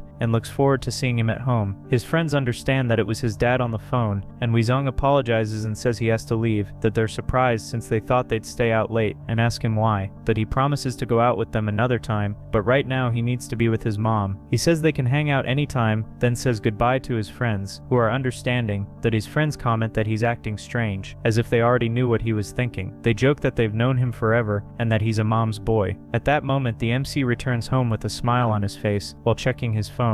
After all, he received a call from Seeing Han saying the prize money had been transferred, that he received 11,650,000 won, the equivalent of about $8,000 in prize money. He also got a bonus of 10 million won for being selected as Fight of the Night. That's much more than the monthly contract offered to him by Elite SC. In all these years of sports, he never earned anything. Now he earned 10 million won through MMA. Looking at his bank account balance, he hopes to keep this momentum and pay off his debt while making his family happy. But suddenly our hero sees his mom out on the street, smiling and chatting with a street vendor. Even from a distance he notices her, saying that her beauty is still noticeable. His dad used to say that back in school his mom was a popular girl, and he believes it. At that moment he remembers the fight they had, and feels sad while watching her head home. He starts running after her and hugs her from behind, startling the woman. She complains that he scared her and that he could have just said hi instead. He apologizes and asks why she's shopping there if there's a market near their house. She says the quality is better and it's cheaper, but Weezong argues that it's a 10-minute walk. He finds it strange that she walked all that way just to save a bit of money.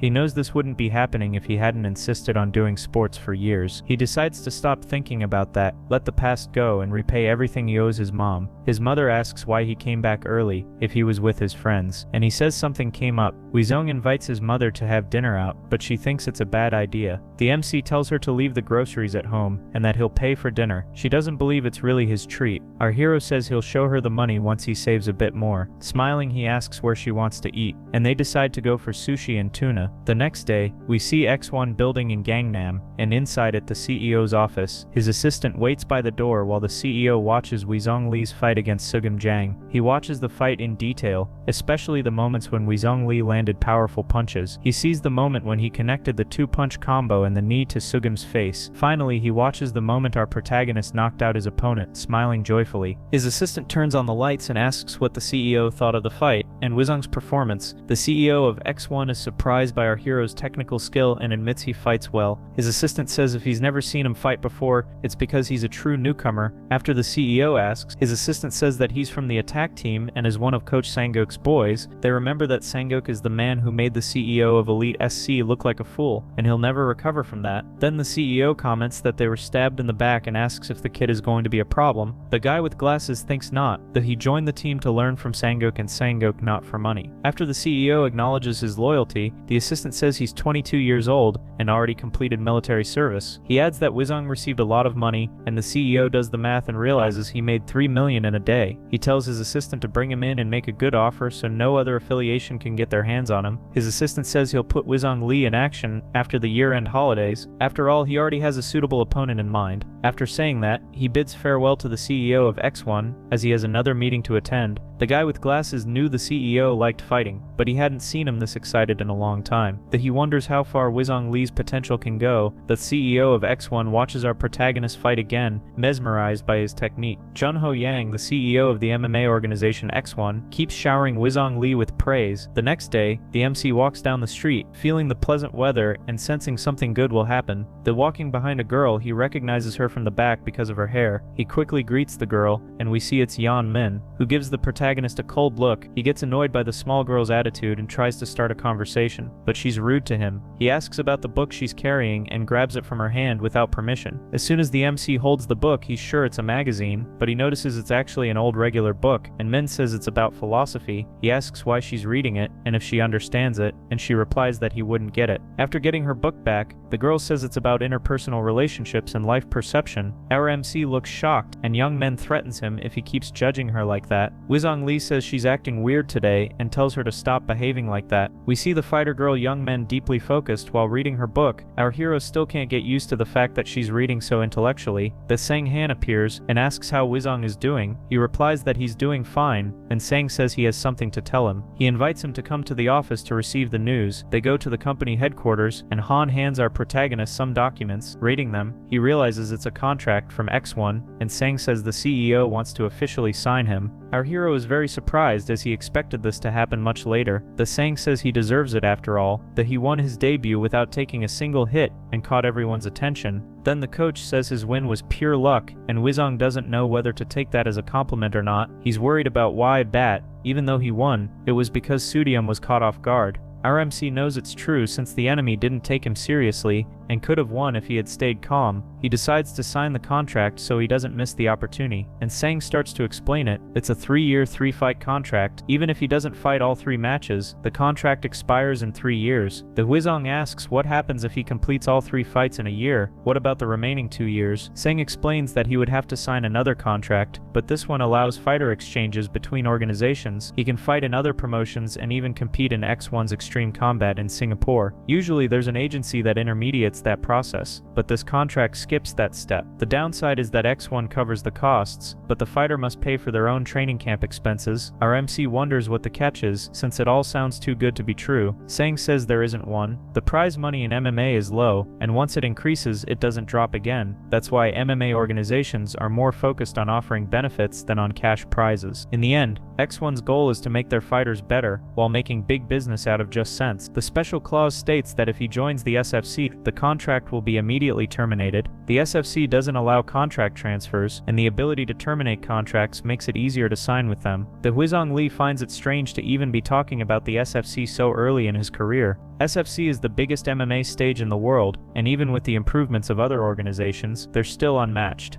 This becomes clear when you ask anyone. Even people who know nothing still recognize the SFC. Sang Han, however, says they still don't know his name, so he shouldn't get carried away. He talks about the injury insurance and the money the fighter has to pay, but mentions they're sponsored by a clinic. If he misses weight at a competition weigh-in, he could lose 100% of the purse stuff, but maintaining weight is the fighter's responsibility. After wrapping up these details, they move on to the most important part, the prize money. Sang says the starting amount is 1 million won, and if he wins 3 fights, he'll get 3, then 4, then 5 million. Our MC finds it odd since the rate of increase seems lower than last time. A debut fighter on the X1 card earns 1 million, and later on the main card earns 2 million. As an amateur, he would have needed 8 wins to reach that value, and the growth rate is small. There are ways to increase it, but they prefer to avoid fighting with other organizations over money. Sang mentions something Wizong already knows, the cash bonus for fight of the night. Then he asks if our hero has any questions, and Wizong Lee says he understands everything. Han gathers the papers and says it's important the kid knows all this before signing Crying Set. threat. He warns that from now on it won't be so easy, opponents will have info on him and be better prepared. The Sang-han says they have a lot of work to do to expand his options. After hearing all this, Wizong Lee signs the contract and officially becomes a member of X1. After signing the papers, his friend Han gives our protagonist a gift. He places a sheet on the table showing that his second fight will be on December 31st. The paper also shows who his next opponent will be. Suddenly, we see several men in suits going after one man also wearing a suit. He defends against a strike from a man wielding a metal crowbar. He counters with a punch straight to the face of one of his attackers. After knocking the blonde man to the ground, another assailant with a metal rod prepares to strike. He jumps over the attacker's back and kicks him in the face, making the weapon fly far away. The other gang members watch their friend get hit and start hesitating. They yell and curse at the man while charging at him with bladed weapons in hand. One man jumps in and tries to strike while the others hang back. That suited man dodges the blow and kicks the attacker away. Then he lands another kick to the face of a gang member who's charging at him. From the impact of the first kick, the bald man freezes in pain and gets hit again, falling to the ground. As the suited man sends the bald guy down, he notices someone else behind him. He asks if that's the last member of the gang. Seeing that the man with blue hair doesn't respond, he rushes at him. He dodges the enemy's punch and with a precise move kicks him square in the chest. His enemy groans in pain and drops to his knees from the force of the blow. Meanwhile, the man in the suit who defeated everyone stands tall, staring at him with rage. At that moment, someone yells, "Cut!" and we find out it was a movie scene. The film director thanks Sang Hyan, saying the scene was great, and he thanks the director back. A crew member asks if the blue-haired actor is okay. He acted recklessly during the scene. They say it's better to finish everything in one take and rest, but the man replies that he's overworking himself. Hojin, an extra, says he doesn't want to mess things up because he got this job thanks to that man. The man tells him to hang in there. Once he becomes famous, he'll take good care of his friend, who thanks him sincerely. Herju pauses to answer a call and tells the person he's still at the studio. He suddenly gets excited and says he's ready, and will show up somewhere the next day. Hosukju announces that he got an offer for his first fight on the main card. His friend asks when the fight will be, and the boy says it will be on December 31st. After that, we see Hosukju fighting hard and giving it his all against another fighter. He dodges a strike and then lands a kick to his opponent's torso. He also manages to land a punch to his opponent's face and knocks him out with ease. The referee checks the man's condition and announces that Hosukju has won the fight by knockout. Sang-han asks what Wizong thinks, and he realizes that Hosukju is a stand-up fighter. Sang says he's had 4 amateur fights and 2 professional ones, and is a World Kai champion. He warns Wizong that this type of fighter is tough as they use stamina and endurance as weapons to attack. After all, endurance is like a human battery. When it runs out, you can't move no matter how much you want to. That's why professional fighters, even after years of training, sometimes get beaten without being able to react. Sang-han says they have 3 options for Wizong to defeat Hosukju. The first option would be the clinch, which Hosukju is bad at, but Wizong is also terrible at it, so they discard that idea. The second idea would be to beat Hosukju through endurance, but Wizong is small and weak. After pointing that out, Sang asks what the third option is, and Wizong says he'll simply crush the target. Sang-han confirms that Wizong is right, and that the third option is the correct one. He says Wizong just needs to hit the enemy until his guard is completely broken. Wizong doesn't think he has the skill for that, and Sang says that's when martial arts come into play. The Wizong asks what kind of martial arts, and Sang-han says Muay Thai. After all, Muay Thai is the most powerful striking art, and the knee and elbow techniques prove that if used correctly, they can break Hosukju's defense, and they should start training right away. Our MC asks who's going to teach him, and Sang-han says he already arranged it. He decides to introduce the only Muay Thai specialist on their team. At that moment, a flashy man enters, drawing attention and introducing himself to Wizong, but our hero doesn't respond, and an awkward atmosphere settles as the man assumes he's screwed. This Muay Thai coach doesn't think it's a good idea to teach him elbow and knee techniques.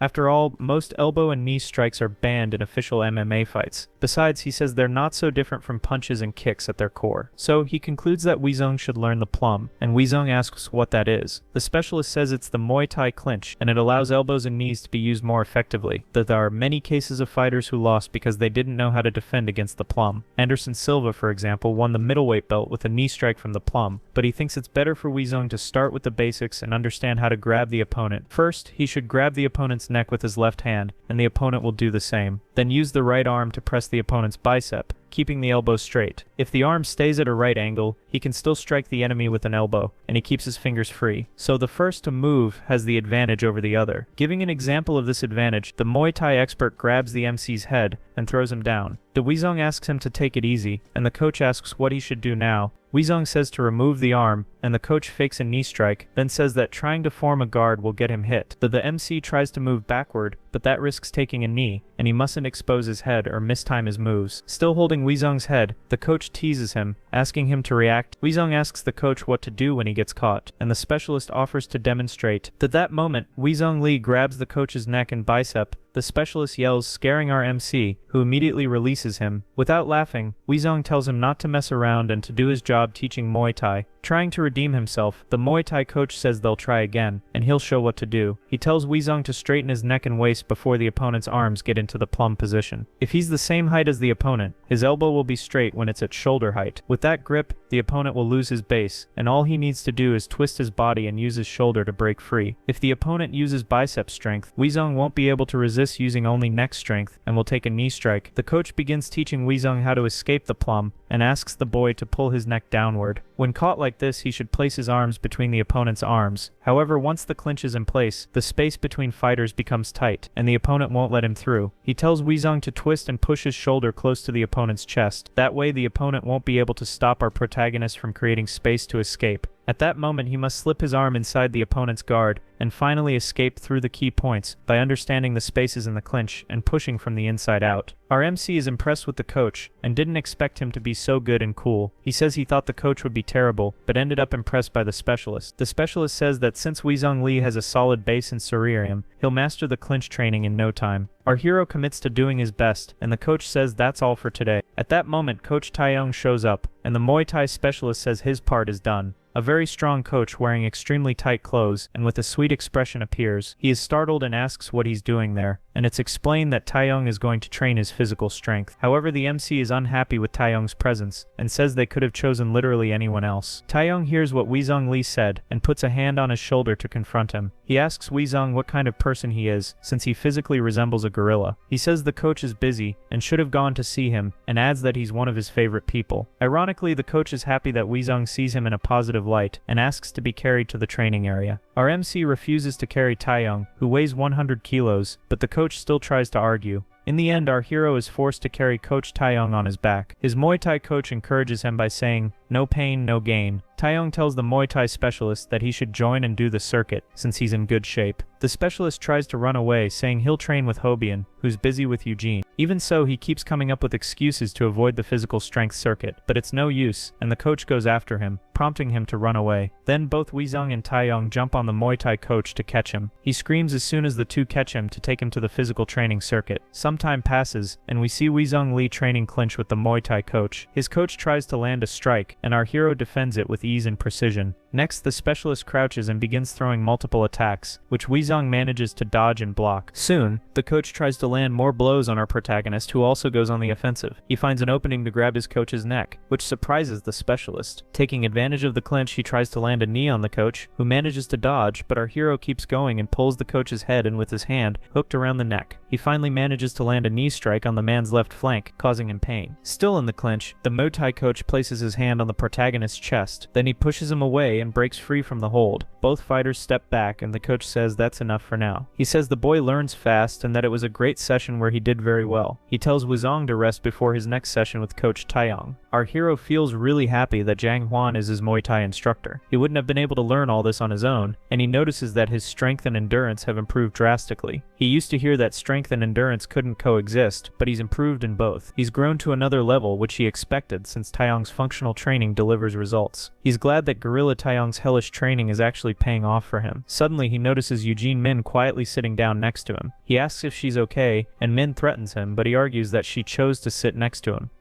Our MC knows that Eugene has been cutting weight, reducing sodium, and cutting back on the snacks she used to eat. She doesn't eat anything heavily seasoned, no fried chicken or pizza, and definitely no instant food. Some nuts and small pieces of chocolate are all she eats for a snack. On top of that, she's drinking over 2 liters of water a day because of the fight. Considering her size, drinking that much water is really stressful. The reduced food intake and the training are wearing her out, and she goes to the bathroom a lot because of the water. At that moment, Weezong smiles at Min and tells her there are only 10 days left, and that she has to hang in there. Eugene doesn't want his sympathy, and he says he's the only one her age, to which she tells him to mind his own business. Our hero sarcastically says her attitude is like a ray of sunshine. Eugene Min's coach tells her that her break is over and that she should drink some water. Sadly, the girl gets up and goes to drink a bottle of water, and the MC feels bad for her. After all, he's sure she's feeling terrible right now, and the coach calls out to him too. His coach also tells him his break is over, and he knows he's not doing much better than her. Taeyong smiles and says it's time for torture, then corrects himself and says training. As he turns his back, the MC notices that his shirt says he's going to be annihilated. Taeyong asks what's taking so long, and we see our MC in shock, reading the phrase on the shirt. He jokes that he should write a will in case he really does get annihilated. During this time after Wuzong's fight, the team won 5 matches, 3 of which were by decision. Eugene had a tough fight and won by submission in the 3rd round, becoming a star in her division. Meanwhile, Jang Hwan lost again as he ran out of stamina and took a shot to the chin that knocked him out. Taeyong got mad at Jang Hwan and laughed, taking it as a compliment and nearly losing his teeth. Finally, the official weigh-in day arrives, and we see the X1 headquarters in SU. Our MC complains a lot about the diet that's draining him, and the coach tells him to stop whining. He notices that the weigh-in is simpler this time with only 2 photographers, which he finds more relaxing. Then the next fighter to step on stage for the weigh-in is announced, Wuzong Lee. As he removes his clothes, Jang Hwan is there to hold them while he gets on the scale. Our hero Wuzong makes weight once again, hitting exactly 70 kilograms. They announce that the next fighter to weigh in is Hojin. Our hero, however, doesn't know where Hojin is since he hasn't seen him yet. At that moment, the blue-haired boy appears saying he was in the bathroom. He almost doesn't recognize him because he looks so thin and suspects he was vomiting due to weight cut issues. After a brief exchange, Hojin also makes weight exactly at 70 kilograms. Thus the weigh-in is concluded. In 10 minutes there will be a presentation explaining the match between the two. Wuzong Lee quickly asks his coach for some water, but the coach says he forgot it in the car, and both Wuzong and Taeyong complain about it. Boza Ju politely asks to step in and hands a water bottle to our hero. He apologizes for the earlier confusion and says he's been struggling to cut weight because of work. When Wuzong asks, he explains that he works as an extra in movies that require strength. Jang Hwan understands that Hojin is doing what he has to in order to survive, and Taeyong says it's just an excuse. He soon leaves, saying he doesn't want to become friends with the man he's going to fight tomorrow. Wuzong finds him more polite than the other fighter, and Jang Hwan warns him not to lower his guard. After all, Hojin could annihilate him in the ring, and our MC says his mindset going into the fight is to crush the enemy. At last the day of the match arrives, and we see our protagonist eating a vegetable with a terrible expression. He feels really irritated and would give anything to eat some fried chicken in this horrible moment. Eugene Min teases his meal and says she's not off duty since she's going to help Jang, who has a match coming up. Wuzong thinks this fight must be serious, and Min says Taeyong will eliminate Jang if he doesn't fight. The girl eats the awful vegetable and says it's not even that bad, so Wuzong tells Min to eat the whole thing. Even upset with the food, our MC knows there will be a feast after the fight. Eugene Min leaves some candy on the table and tells him to eat it an hour before the match. That way his blood flow and endurance levels will rise for the fight. Our MC asks why the sudden kindness, and Min says they're just leftovers. Wuzong Lee knows that she's feeling remorse for her terrible attitude toward him earlier. Annoyed, Eugene Min yells at him saying those sweets were just leftovers she found. He asks for honesty and tells her to admit she brought them for him. Eugene throws a vegetable at his face. Eugene Min walks away because she needs to help Jang Hwan with his fight, and Wuzong says goodbye to her. But before she leaves, our protagonist thanks her for the sweets she gave him. Eugene doesn't know how to respond to kind words and turns away, saying he could have said that earlier. Finally, she tells him not to act like an idiot and to make sure he wins the fight against Hojin. They bump fists, and Wuzong Lee says there's no way he's going to lose. The X1 team watches the fights before Wuzong's and is impressed by yet another knockout. Taeyong asks what he's eating, and Wuzong tells him it's the sweets Eugene Min gave him. As he eats, he complains that it's the most bitter chocolate he's ever had in his life. Then he places a towel over his face and starts visualizing the fight, confusing Taeyong. Another teammate isn't sure if he's bluffing or just overly confident. Jang Hwan says he was like that before his first fight, and that this kind of overconfidence is concerning. Jang prefers to keep him calm so he'll be fit to fight, and Taeyong gets angry when he catches him napping. He says he was talking with friends about the fight, and Taeyong says he was dreaming. This gives Jang a bad feeling, and shortly after, it's announced that the fight is about to begin.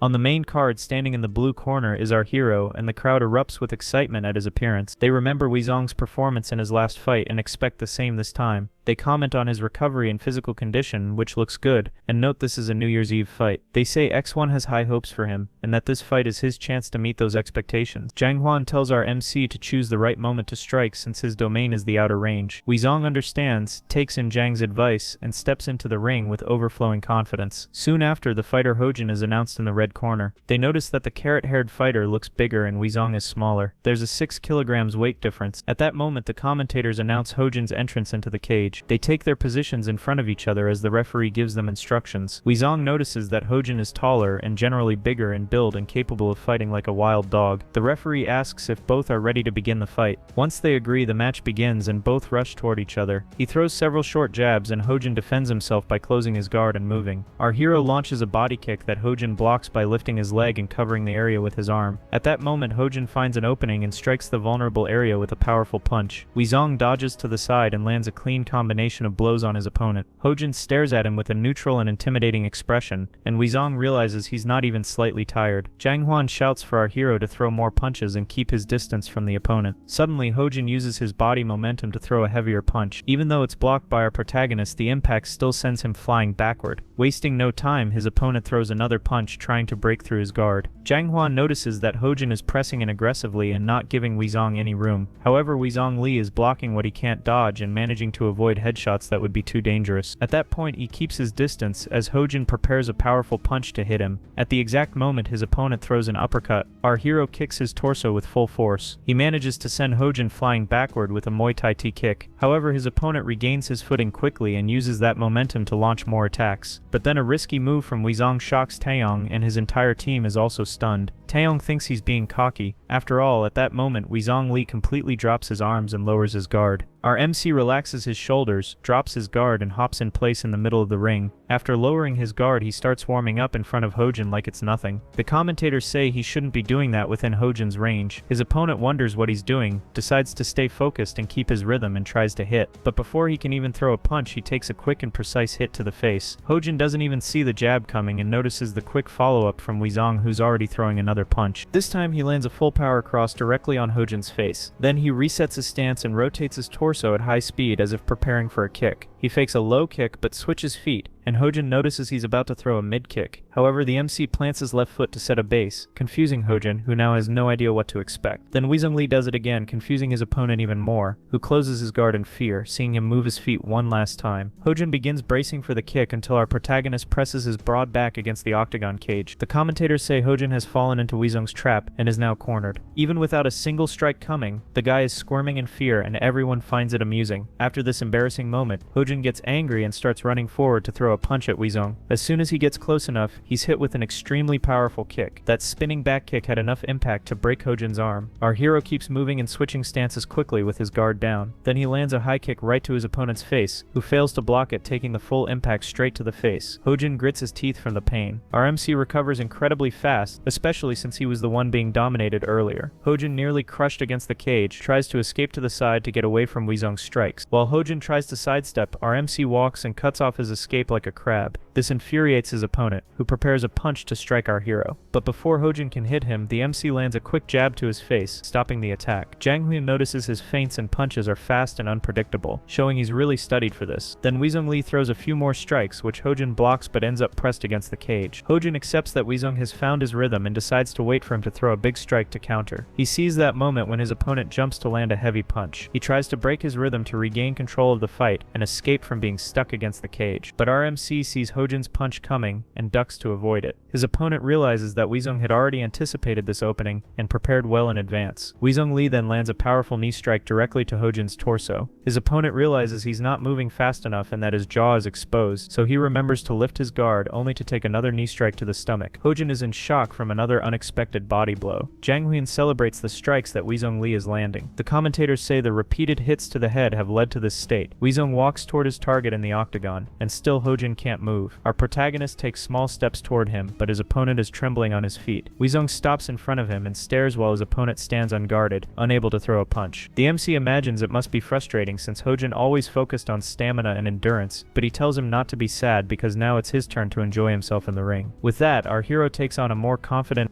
and fired up stance, making Hojin even more afraid. Immediately after, he takes a powerful punch right to the face. The commentators say he's defenseless and can't fight anymore as he takes a shot to the stomach. He can't move anymore after those heavy blows to the body and shouldn't even be standing. Weezong Li keeps striking and Hojin refuses to lose in such a humiliating way. Risking everything, he grabs his opponent's legs, trying to take Weezong to the ground. Our protagonist smiles and plants his feet on the mat, just as his mentor taught him. Then he grabs Hojin's arm and spins his body, pushing the opponent away and avoiding the clinch. Hojin is confused as his body turns, and he tries to gather momentum to attack. But before he could react, our hero clasps his hands tightly behind Hojin's neck. Jang Huyen is impressed by the technique used by Weezong Lee. He realizes that Weezong is using the plum, a Muay Thai plum clinch, and has locked his opponent in it. He grips his opponent firmly, and Hose can't break free from the clinch. Completely trapped, our hero's target takes an extremely powerful Muay Thai knee strike. The impact of Weezong Lee's knee is explosive as it lands directly on Hoke's abdomen. After the hit, Hojin desperately tries to escape and raise his guard. Hosak's coach sees him taking multiple knees and shouts at him to get out of there. Hosako tries throwing several punches to make Weezong Lee release him from the plum clinch, but our MC is dominating the fight and tanking the punches as if they were nothing. Still holding his opponent's neck in the clinch, he isn't affected by the punches and lands another devastating knee strike. The knee strikes don't stop, and Ho's Ju can't defend himself. He's completely at a disadvantage. It's becoming a dangerous situation for Ho, and no matter how much endurance he has, there are limits. Now the MC pulls his striking leg back, preparing for another knee, and Ho tries to block it. Even blocking the knee with his hands, the impact breaks through and penetrates his guard. His last blow lands clean despite the attempted defense. With no strength left, Hosuk drops to his knees in the ring and he starts punching him to finish the fight. Seeing Hun shouts for our MC to press down on his opponent's neck. Now Wiz Lee follows the command and presses Shake's neck while continuing to punch him on the ground. Jose's coach tells him to grab the opponent and take him down to try for a submission. But as the blue-haired boy takes multiple punches, he can barely move to do anything. Still using the last strength in his body, he grabs the MC and throws him to the ground. But Wizong doesn't let himself fall. He grabs Ho's shoulders and pushes back against him. Then he wraps his arms around Ho's neck in a chokehold to end the fight once and for all. He locks in the choke with both arms, a rear naked choke. The commentator is surprised that the counter used was a rear naked choke submission. He notes that Wizong secured it well, leaving Hosok in a very tough spot. Hosok Ju struggles hard not to be submitted in the chokehold. Our protagonist uses all his strength to finish the fight with a rear naked choke. Suddenly, Hosok Ju's eyes roll back and he lets out a breath like someone who just passed out. Right after that, the referee tells our MC to stop and uses his elbow to separate them. As soon as Hosok collapses unconscious, it's announced that Wizong won by submission. The commentators say that Hosok, who seemed like a fortress of iron, was taken down by Wizong. Everyone agrees that Wizlee has proven his worth as a newcomer in the MNO world. He wins again in the first round with only 4 minutes of the fight elapsed. After his victory is announced, our protagonist screams in joy over the achievement. His coach Taeyong is so happy he tells him to come give him a hug. Another teammate says Wizong is amazing for having learned that chokehold so recently. He also notices Zhang Han's strange reaction in that moment. He realizes that he wants more action, and even someone as calm as Cian gets excited watching the fights. It reminds him of the emotions and passion he felt when he first started in M&A. He says Wizong did great, that today is his big day, and encourages him to do whatever he wants. The giant Tao says they should celebrate with his victory song, and Suya comically protests. Suddenly we see the characters in a bar clinking beer mugs in celebration. On a call with his mother, our MC says everyone is non-stop celebrating his victory. He hears something strange in her voice and asks if she's been drinking. She says yes because he won. Wizong tells her to take it easy since she doesn't handle alcohol well, and she tells him not to worry. Suddenly his mom starts apologizing repeatedly, and the MC asks why. She says that instead of supporting him and doing what he loves, she discouraged him, and he admits he was stubborn too. His mother felt like she sent her son to the battlefield in exchange for just a few coins. She regrets that he went through hard times because of the sport and missed out on enjoying his childhood. Suddenly she begins to cry and breaks down, saying she's been a terrible mother. Out of nowhere the voice changes and Wizong's father arrives to calm down his mother, who got too excited. His father says she drank a little too much and tells Wiz to enjoy himself while he takes care of her. The MC asks him to cheer her up because she seems sad, and his father says he will, then congratulates him on the fight. Wizong Lee thanks his father for the support and hangs up the phone to get back to celebrating. Our hero knows there's still a long road ahead before his mother stops worrying, but he remains calm knowing that with his team he can do anything he wants. Someone finds a video online of Ta carrying the MC around the ring while he sings into a microphone. The friends watching the video say he's the guest of honor and should sing instead of fight. Then they joke that the team was embarrassed and Ta said he sings worse than a ghost. Eugen Min, who is keeping a serious expression, starts laughing and tries to hide it. This makes our MC mad. He starts joking and cursing at his friends playfully. January 20th arrives at the official Elite SC gym, the day of the Central League. Taeyong Yang is seen choking someone and says he's a lost cause. Very angry, he says he's asked him several times to slow down, and the man tries to stay calm. Another person on the team says that John Hun did a good job today, and he thanks him. John Hun sits down tired and frustrated, and someone shows up with a soda to cheer him up.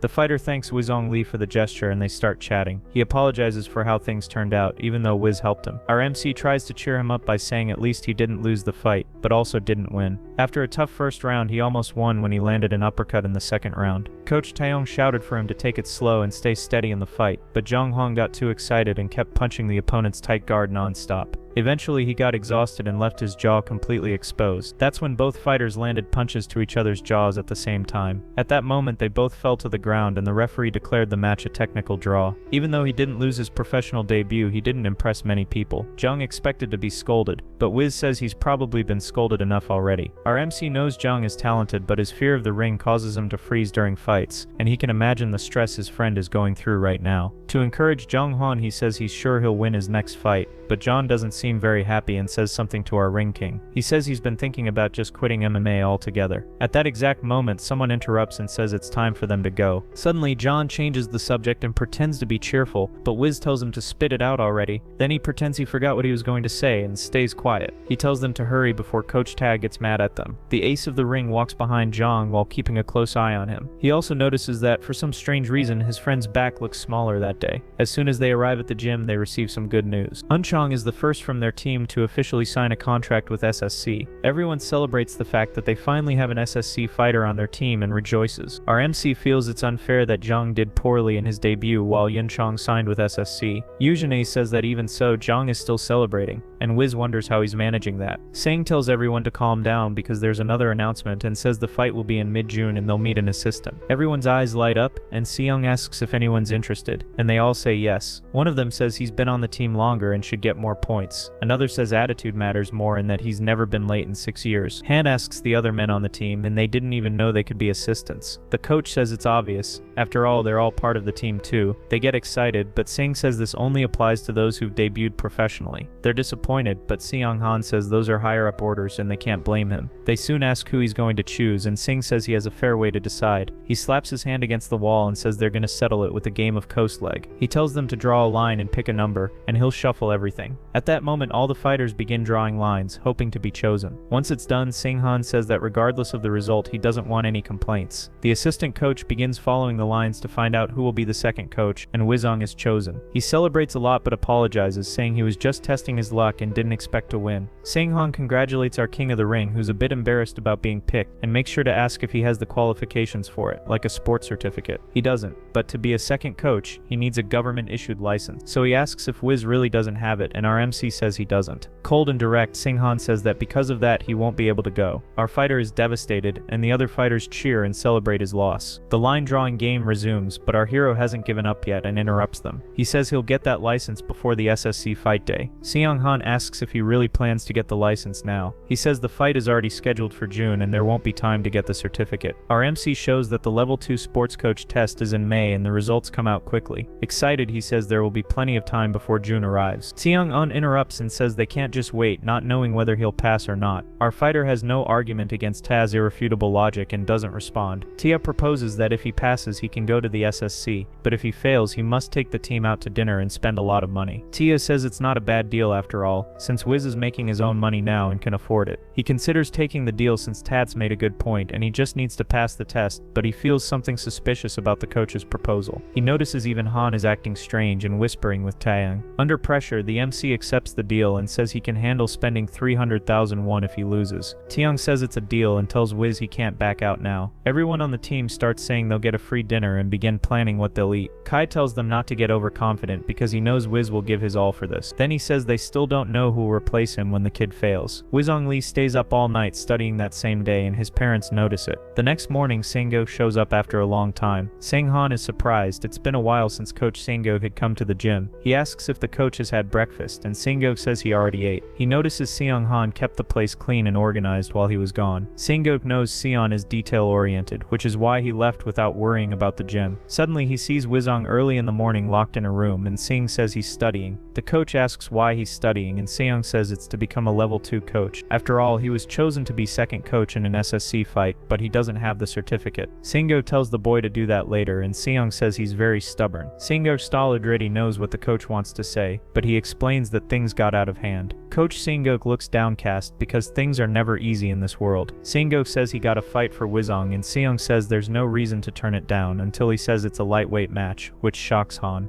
He argues that I should be in a lower weight class since my opponents are bigger. If now facing bigger opponents, it's only a matter of time until he faces people at his level. Sion says he has no experience with cutting weight and doesn't know if he can handle studying and doing that. Coach Sanguk decides to talk to the boy after hearing that. After hearing the coach's proposal, without hesitation he accepts the offer. Sanguk asks if he really heard it, and Weezong understands that he has to drop to lightweight. He has to lose 10 kilos and it won't be easy because he must study and train at the same time. I want to try, he says, and I'll study in my free time so it won't interfere with training. The coach says it's not something he can just do carelessly, and Weezong says he'll make it. He asks for a chance to try and says if things start to go wrong, he'll stop, and Sanguk realizes he really is stubborn. But after thinking it over, he decides to go along with the plan, and Weezong thanks him. However, he adds the condition that he must train, sleep properly, and stick to his diet. If he slips up, the deal is off. In other words, staying up late studying and waking up early to train won't be allowed. Sanguk also says he'll prepare for the fight alongside him as his coach. He explains that this opponent is different from the others and that they need to come in with a clear strategy. For that reason, Sanguk will be the second coach, even though this match is less significant. He says that this time winning or losing doesn't matter. The way he fights will define his worth as a fighter. He asks if the King of the Ring understands, and our MC says yes with a hint of fear. He reminds him that the fight is the priority, and if he messes it all up with a poor decision, all his effort will be wasted. Weezong promises to give his all, and Sanguk demands a more assertive and confident attitude from him. So our protagonist stands up and shouts that he'll give everything he's got during this period and in the fight. Hearing the boy's excitement and confidence, the coach is satisfied. Then he hands over a sheet with information about the fighter he'll be facing. He reads the name and notices it's Mizushima. It's Weezong's first fight against a foreigner. Sanguk says his opponent is a fighter coming from Japan. We see Yuki Mizushima, a typical nerd with huge glasses and part of Team Motaro. He talks with Mr. Kinosha and says there's nothing new at the moment. He mentions that earlier he got a few cents in change and feels bad about it. His friend tells him not to worry. Yuki overthinks, wondering if the customer needed those coins and missed the subway because of it. Kinishida tells him to be easier on himself so he can get along better with people. His boss says he worked well today and will now take over the finance counter. Leaving the place where he works, Yuki Mizushima bumps into someone and apologizes. He walks down the street looking bored until he finally arrives at the martial arts gym where he trains. As soon as he arrives with his nerdy posture, everyone stops and stares at Yuki. He enters a room and begins to change, revealing a muscular body. Putting on training clothes and Muay Thai gloves, we see he has a well-built physique. Yuki Mizushima starts warming up and throwing punches at the gym's punching bag. He lands extremely powerful punches on the bag and everyone stops and stares at him. Mizushima punches with a manic expression until someone calls his attention. His coach yells and says he told him to go to his office as quickly as possible. He asks why Mizushima is punching the bag like an idiot. Very irritated, his coach doesn't want to hear excuses and tells him to look at something. It's about his next fight at the end of May against a fighter from X1. Yuki Mizushima reads the paper and sees our King of the Ring Weezong Lee. He immediately shows a completely psychotic expression upon seeing his next opponent. Later that night, back at the attack team gym, our MC continues studying, but he gives up trying to understand what he's reading. It just won't sink in. Yujin asks if he's trying to show off with how much he's studying. She says there's a room specifically for that, and Weezong says he just came out for some air. As she heads out, she asks him to make sure he locks the door, but he asks her to wait a moment and questions if she can explain something he read. He says he has no idea what the explanation means based on the type of question. However, the girl says she didn't get that part either and tells him he just has to memorize it all. Right after that, she starts explaining various things to him, and Weezong stares at her love-struck. Looking more closely, he notices her beauty and understands why they call her the goddess of Memene. He sees she has big clear eyes like crystals. He also notices her skin is soft like silk and figures it's because she's an athlete. She even smells nice until he's snapped back to reality when she asks what he's staring at. At that moment, he ends up complimenting her pleasant scent, and she gets flustered. Our protagonist gets tongue-tied after praising her and turns into a complete goof. Also shy, Yujin Min says the nice smell is because she just got out of the shower. Our protagonist agrees and says he figured that was the reason. Yujin Min asks if he has any other questions, and our hero says that was it. He starts to feel strained because he'd expected the girl to get mad, but instead she was sweet. This makes him swallow hard in embarrassment, and then he calls Yujin's attention. After that, he shyly asks if she'd like to walk home with him. At that moment, there's an awkward silence between them, and he thinks he's ruined everything. He breaks the ice by pretending Han asked him to do something. The girl then asks how long it's gonna take him to do that task, showing that she wants to walk home with him. She asks if he's gonna take long. Shocked by her positive response, our MC says it might take a little while. Then she says she only asked out of curiosity and starts to leave, and the two say goodbye. Our MC is left very embarrassed and shy, wondering what just happened. At that moment, his phone starts ringing, and he sees messages from his coach. His coach sends him a video of the fighter Yuki Mizushima and tells him to take a look. It wasn't what the MC was hoping for. He wanted a message from Yujin Min.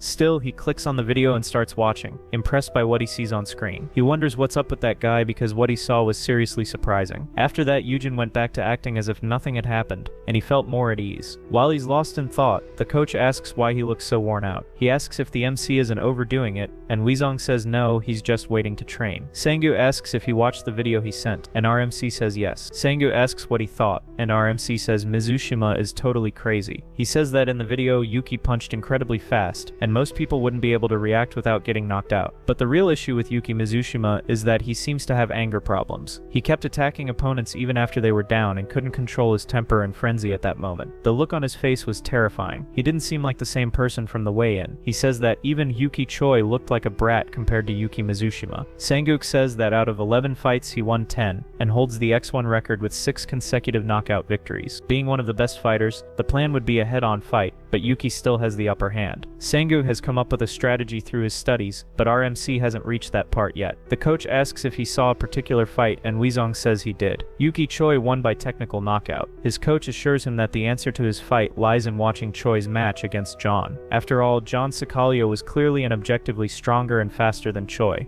Even so, Choi's punches landed first, and even when they attacked at the same time, John took more damage. When asked why that happened, RMC has a guess, but seeing that his student doesn't really know, Sangu explains it's about precision and timing. Choi threw his punches half a beat earlier, and even though John was faster, Choi hit first. He gives him a tip to dodge and counterattack to break the target's rhythm and get inside their head. He tells him to aim precisely for vital spots so that the power behind the punches won't matter. He tells him to focus on these points during his upcoming training, and Weezong asks if it's possible with only 3 months left. Sanguk says that normally it's not enough time to improve but tells him he'll manage. RMC thinks his coach is overestimating him a lot. Sanguk says he has talent, overwhelms his opponents and has instincts. He just needs to learn how to bring them out. Then he asks if there's anything his student didn't quite understand, and Weezong says no. When Weezong says he got it all, his coach tells him to start training. We see our protagonist training with battle ropes, screaming from the effort. After that, the coach told him to work on conditioning before practicing any technique. Taeyong mocks our MC, saying the kid is doing well, and it makes him mad. His coaches assign him CrossFit-style conditioning drills. It consists of 15 pull-ups with an extra 10 kilos attached to his waist, then 30 push-ups with the same 10 kilos on his back. Next, 40 sit-ups while carrying the same weight. Finally, 50 air squats holding the 10 kilos in his arms. Additionally, he did 70 resistance exercises using ropes and heavy-duty resistance bands. The goal of the sets was to complete them as fast as possible with 5 sets and a 2-minute rest between each. Even with the 2-minute breaks, the sets took longer and longer to finish. By the end, it took him 3 minutes to complete, and when he finished the rope waves, he felt relieved. Taeyong told him to shut his mouth and breathe only through his nose. Struggling and out of breath, our MC obeyed, and Taeyong congratulated him. He shows his trembling arm, and Taeyong tells him to stop slacking off if he's shaking that much. He asks how long he's supposed to do this, and Taeyong says Sanguk wants him to train 3 times a week. Lee is shocked, and so is Taeyong, who thinks it should be even more often. Our MC learned that overtraining causes injuries, and Taeyong says that's exactly why he's there. The King of the Ring says he needs courage and determination now to reach his goals. Sanguk shows up and asks if the boy is already worn out, and Taeyong says he drained everything from him. Sanguk then says it's finally time to begin his skill training. He says the first step will be the double-end bag that hangs in the air. Following Sanguk's orders, Jang Ukwan demonstrates how to hit the bag. After his first punch, the ball swings back toward him, and he dodges in the opposite direction. The coach explains that this equipment is used to train precision, speed, and footwork. Trying to replicate what he saw Jang Ukwan do, the MC throws a basic weak punch. As soon as he does, the punching bag starts coming back toward him. However, he fails and says the bag bounced wrong and didn't go where he wanted. Sanguk tells him he's thinking of a stationary target and that he must master punching while the bag bounces side to side. Next, he introduces the tap ball, which improves reflexes and precision for sharp awareness and visual stimuli. Taeyong Hwan shows our MC how to use it, punching the ball rapidly. Then he dodges by turning his torso away from the direction the ball on his head is coming from. A small ball attached by a string to Young's head swings toward Quizone Lee, though the MC dodges and says the ball's swing is intense, and the coach says that's due to its size. At high speed, the ball comes back and he manages to dodge and hit it again. But sadly, once he gets the hang of striking the ball, our MC finds it really fun, and the coach gets annoyed. Thus Young says Hwai is very talented since this type of ball training is for professionals. Suddenly the coach tells our MC to use his elbow when striking. That's caught off guard, our hero throws an elbow and executes it very well. The small training ball ball swings erratically and stops right in front of Hwai's face, but at the last second our MC manages to dodge and the ball hits Taeyang in the face. Though laughing but clearly irritated, Tai asks if he did something to upset Izong. Then he starts chasing after Wuzang Li in anger after taking a ball to the face.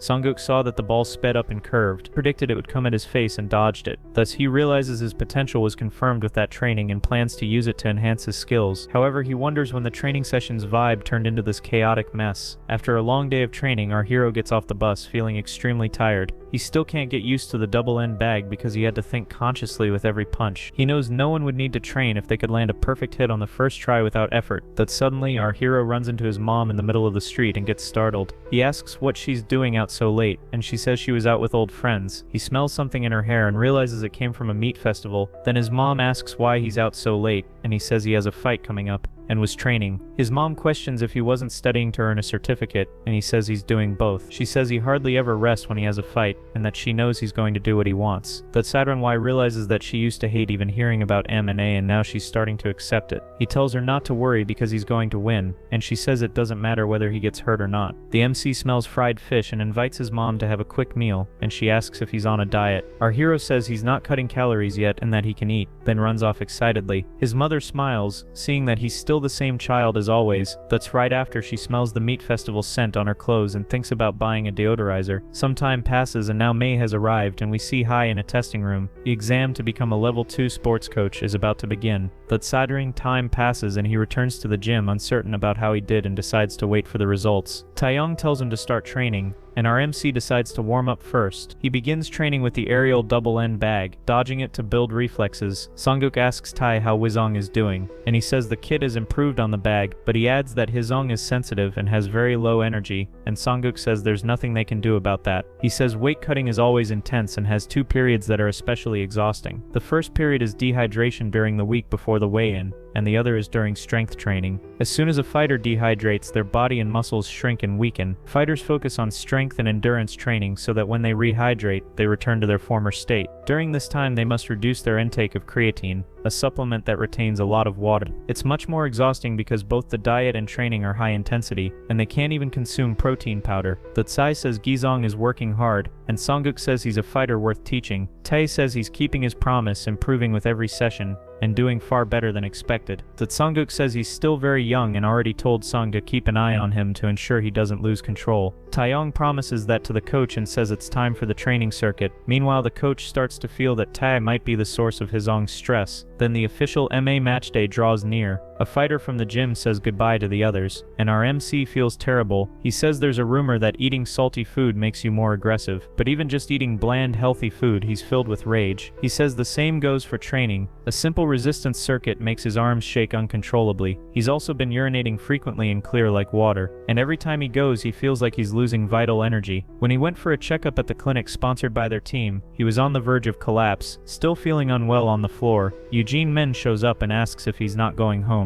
Short-tempered due to his current condition, he says she doesn't even care about him and tells her to leave. Eugene Min is shocked by Huizo's rude response and stays silent. He remembers Eugene being harsh with him when she was preparing for a fight, and now he understands her. At that moment, the girl throws him a sealed bag and tells Weasley to take it. Inside the bag are some nuts and grains, and Min tells him to eat. It will ease his hunger. Our hero notices that the nuts were peeled and counted precisely by her a day. He imagines she stayed up late peeling the nuts just to give them to him, but the girl says to give them back if he doesn't want them. Still, he eats them with a sour face and says they taste terrible. Even so, he thanks her for thinking of him, and she says they weren't for him. Convinced they actually were for him, RMC asks if they were just leftovers again. The girl gets shy and decides to leave, but before she can go, the MC calls out to her. He invites Eugene to share a meal with him after his match, and she accepts day. Our MC feels happy and laughs, but even laughing makes him tired, so he decides it's best to head home. Suddenly his phone starts ringing, and he wonders who's calling so late. He sees that it's his father calling, and immediately picks up Day. His dad asks if Weasley is busy right now, and Hay replies that he was about to go home. He asks if something happened, and his father says something that leaves him in shock. It involves an emergency room. Our MC runs into the hospital as fast as he can. When he arrives, he says he needs to see Gangu Li, and the receptionist asks if he's a relative. Weasley says he's his father and shouts, asking if he's okay, and the woman asks him to calm down. His father, with his head bandaged, says others might have thought he had passed away. In shock, we asks what happened, and why his head is bandaged. His father says they're not alone in the hospital and asks Quizong to speak quietly. Our MC doesn't seem to care much about that and is very worried about his father. He asks why his dad is dressed like that and why he went to work without a suit that morning. Bai holds back tears, and his father tells him they should talk in a more private place. Sitting in the lounge, his father says work got difficult and he had to leave his old job.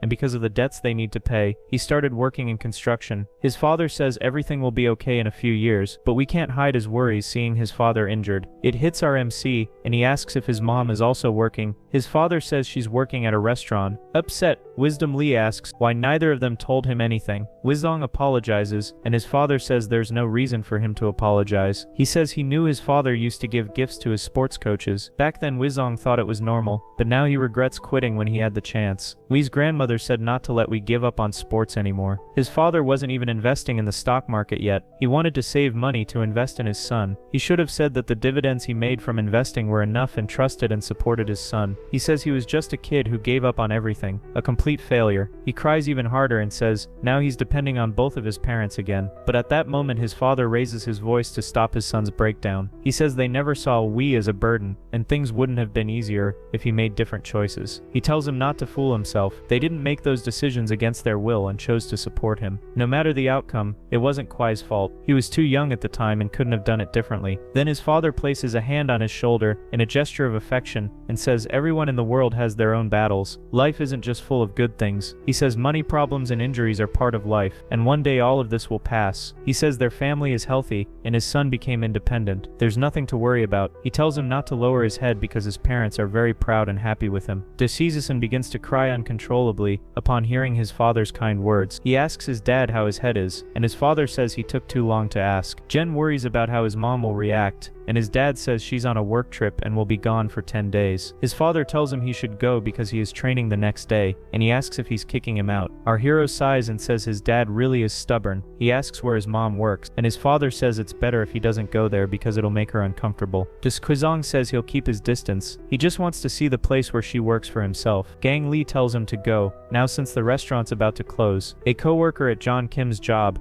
asks if she's going to take much longer to finish cleaning. His mom apologizes to the woman and says she'll be done in just a moment. Meanwhile, our hero watches the scene from outside through the glass. Y says that even when his mom's going through hard times, she tries to stay strong. This makes our protagonist deeply sad, and he starts to cry. Walking away from the place, he hopes with all his heart that his mom can endure and clenches his fist. After that, he becomes determined to win his match no matter what happens. That a day passes and we see Wish training with intense anger. Punching hard bullet, he hits the pad with all his strength, and the person holding it struggles to keep it steady. Next, our fighter dodges with ease, making very quick movements, but then he lands a massive punch and the man holding the pad tells him to take it easy. The Songguk asks what's going on, and Tae says he's been acting like a zombie for days. His coach says Quizong has a fight in a few days, and tells him not to overtrain. That the coach is worried about the boy because he doesn't know what's happened to him. He sees that it's not just fighting spirit that has changed, that he's dodging with minimal movement. He's keeping his eyes on Teljin's timing and movements, and reading all of his strikes. The Songguk smiles and says his student has grown a lot. The feeling proud of the prodigy fighter. At the moment the boy lands a powerful punch. Songguk hopes he'll show his worth to the world. Finally, the day of the weigh-in arrives and our hero hits the incredible 70-kilo mark again. Yuke Mizushima weighs in at 69 kilos. Then they do the stare down and take a few promotional photos for the fight. Izong notices that Mizushima is smaller than he expected, but has a lot of muscle and probably didn't lose much weight. He finds it strange. That's the first time he's facing someone smaller than himself. Oddly, his opponent starts whispering negatively, saying inaudible things. The Sung Lee gives a confident smirk and calls his opponent's attention. He asks if he thinks it's fun to toy with his enemies like that, and calls him a psychopath. In response, Mizushima whispers that he's the best and the strongest. The referee separates them and announces the end of the weigh-in event. Then our hero smiles at Yuke Mizushima, who stares back with a cold, strange look. Songguk asks why Wizong is provoking his opponent, and he says Yuke started it. He says Mizushima keeps muttering like an insane person, and Songguk realizes the rumors are true. The Sung is sure Mizushima doesn't care about him and treats him like a punching bag. Still, our MC actually appreciates that because it means he's being underestimated. Finally, the day of the fight arrives, and our hero prepares by hitting pads with Songhan. The Songhan says he's sharp as ever and tells our MC to take a rest. The prodigy fighter sits down and takes a moment to breathe and recover. The Songguk asks what's on his mind since he seems unusually calm today. Wisung tells him to stop staring because it's making him shy, and Songguk insists on an answer. Our MC says he's thinking about what the coach said, how this fight will prove his worth, that made him wonder what his worth as a fighter really is. The Songguk asks what his answer is. He says it wouldn't be fun to answer that now, and tells him to wait for the fight. Laughing, Songguk says Wisong never changes, and will wait for the fight to get his answer. The someone announces that the previous match has just ended and says it's almost time for him to enter. The Songguk says it's time to fight to win and then celebrate with chicken and drinks. Wisong Lee gets excited and agrees with his coach.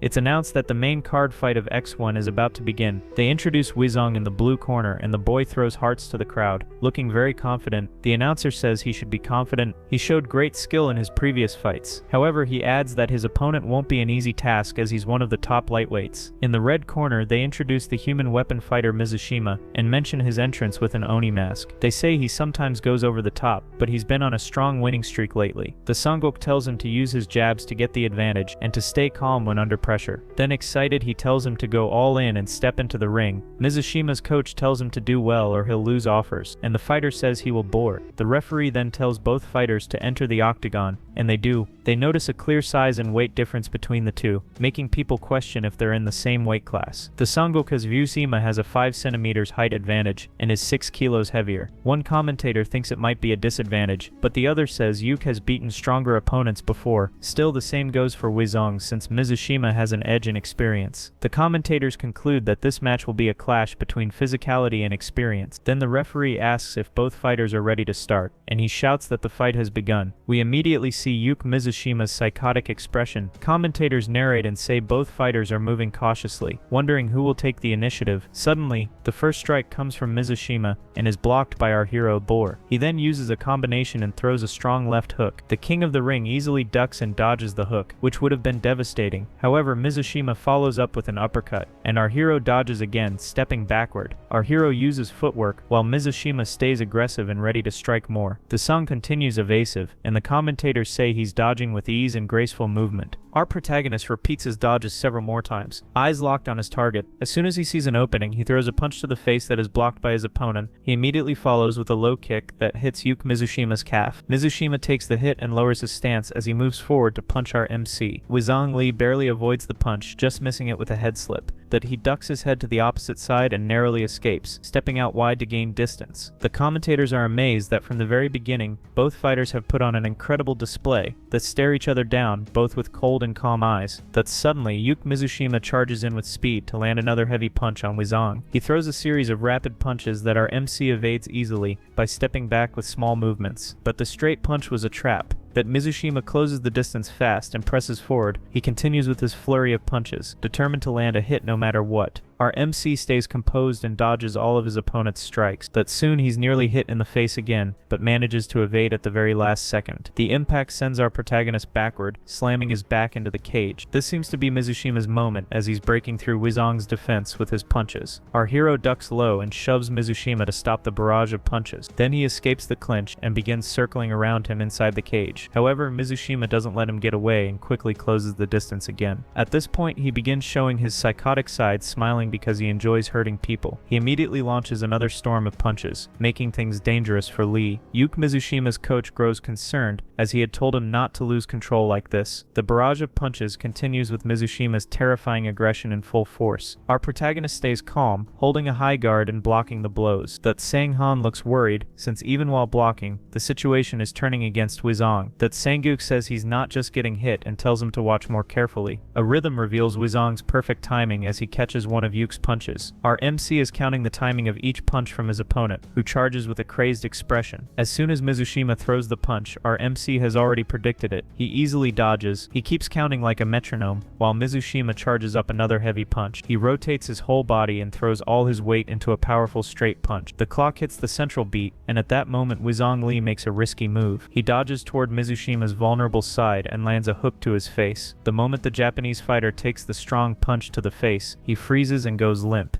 Our hero capitalizes on it and delivers a heavy uppercut to his opponent's chin. He keeps counting the seconds between strikes and lands another punch to the face, knocking Mizushima down. That Sangyuk and Wizong's friends cheer, and the crowd is completely stunned. The commentators are blown away by the turnaround, and by Wizong's skillful strikes that dropped his opponent. That Sangyuk realizes he waited, studied his opponent, and retaliated once Mizushima started attacking recklessly. Now our MC calls for applause from the crowd, radiating confidence even though the match isn't over. That smiling and overly confident, our MC points at his downed opponent and mocks him. At that moment, Yuke Mizushima becomes furious, filled with overwhelming rage. Since neither fighter was moving, the referee tells them to stand up. They face each other once again, and the atmosphere changes dramatically. But Mizushima's posture is different now. He no longer has that crazed look, and Wizong makes the first move. He keeps his distance, throwing jabs and straights, always aiming at his enemy's head.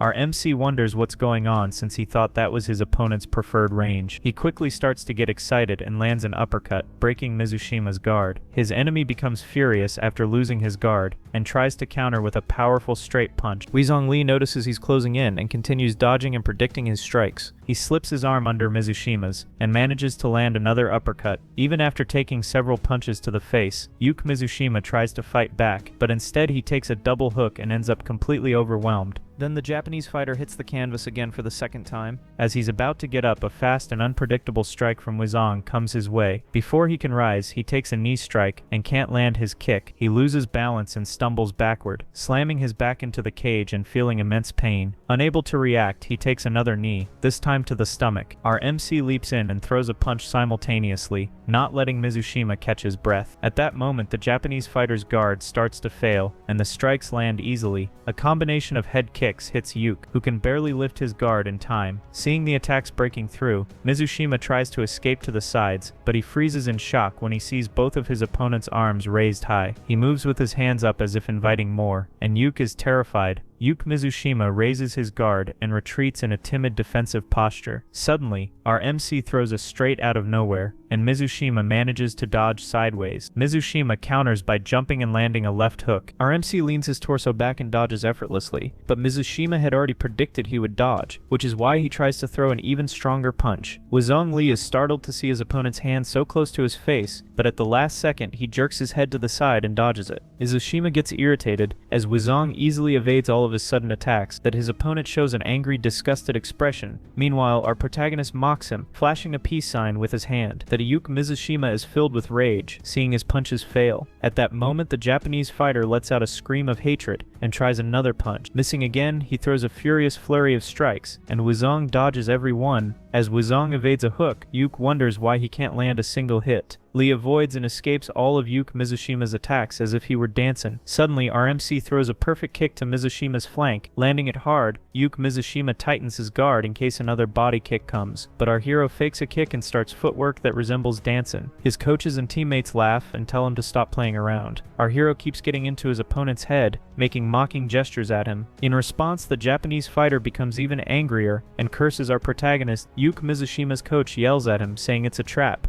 Blinded by rage, Mizushima throws a very strong punch that Wizong dodges. After ducking, our hero begins to break through his opponent's guard and lands a very powerful punch right to his face. Mizushima fell for Wizong's taunt and paid the price by taking a heavy blow. Yuke hits the ground for the third time, and the cameras close in again. Then Mizushima is in severe pain, his face covered in tomato sauce. Our hero subdues Yuke, grabs his leg, and everyone knows the end is near for him. An elbow strike cuts through Mizushima's guard and hits him with great force. The commentators point out the ketchup splattered all over the octagon. That RMC knows this is frustrating for Mizushima, but still believes he deserves this beating. Wizong makes him feel what it's like to be the one who can't even catch his breath, just like Yuke did to others. He believes Yuke has no right to feel sorry for himself, and as he lands another punch, he says this is karma. Even before the punch landed, Mizushima already looked nearly unconscious. Then the referee tells Wizong Li to stop, and our MC punches the ground next to his opponent's face. The referee steps in and ends the match at that moment. They comment that since Li's debut, all three of his fights have ended in first-round victories. There are no words to describe it, as the newcomer is shaking up the MMA world. He throws his mouthguard into the crowd and people say every lightweight fighter will have their eyes on him. The arena erupts in cheers, shouting Wuzong Li's name. Everyone raises their hands and chants the name of our hero. The commentators say the king of the octagon defeated Mizushima in just 3 minutes of the first round. When this is announced, the crowd and the protagonists start yelling in pure joy. After the match, they comment on how quickly news about the fight is spreading. Online reactions are positive, praising his style and stage presence. Sanguk thinks there was no other way to see that fight, and Numi's son has changed since he used to be stoic. However, he finds the laughter and hug toward Wuzong embarrassing because he was never like that. Suddenly, Sanguk is startled by a shout from Husong Li and asks what happened. Our protagonist says the results of the test he took for the coaching license just came out. Proudly, the fighter shows the result to his coach and says he passed the test. Excited, he says he's going to get his passport now, and asks what the weather is like in the US. Then he calls his mom, asks if she saw the fight, says it was easy to win, and tells her he's going to travel. His teammates are shocked because they were sure he wouldn't pass the test. However, they made a mistake. He still needs to pass the oral and practical exams to get the certification. In short, Wuzong isn't going anywhere until he finishes the remaining exams. The coaches feel doomed because he won't stop talking about America to his mom.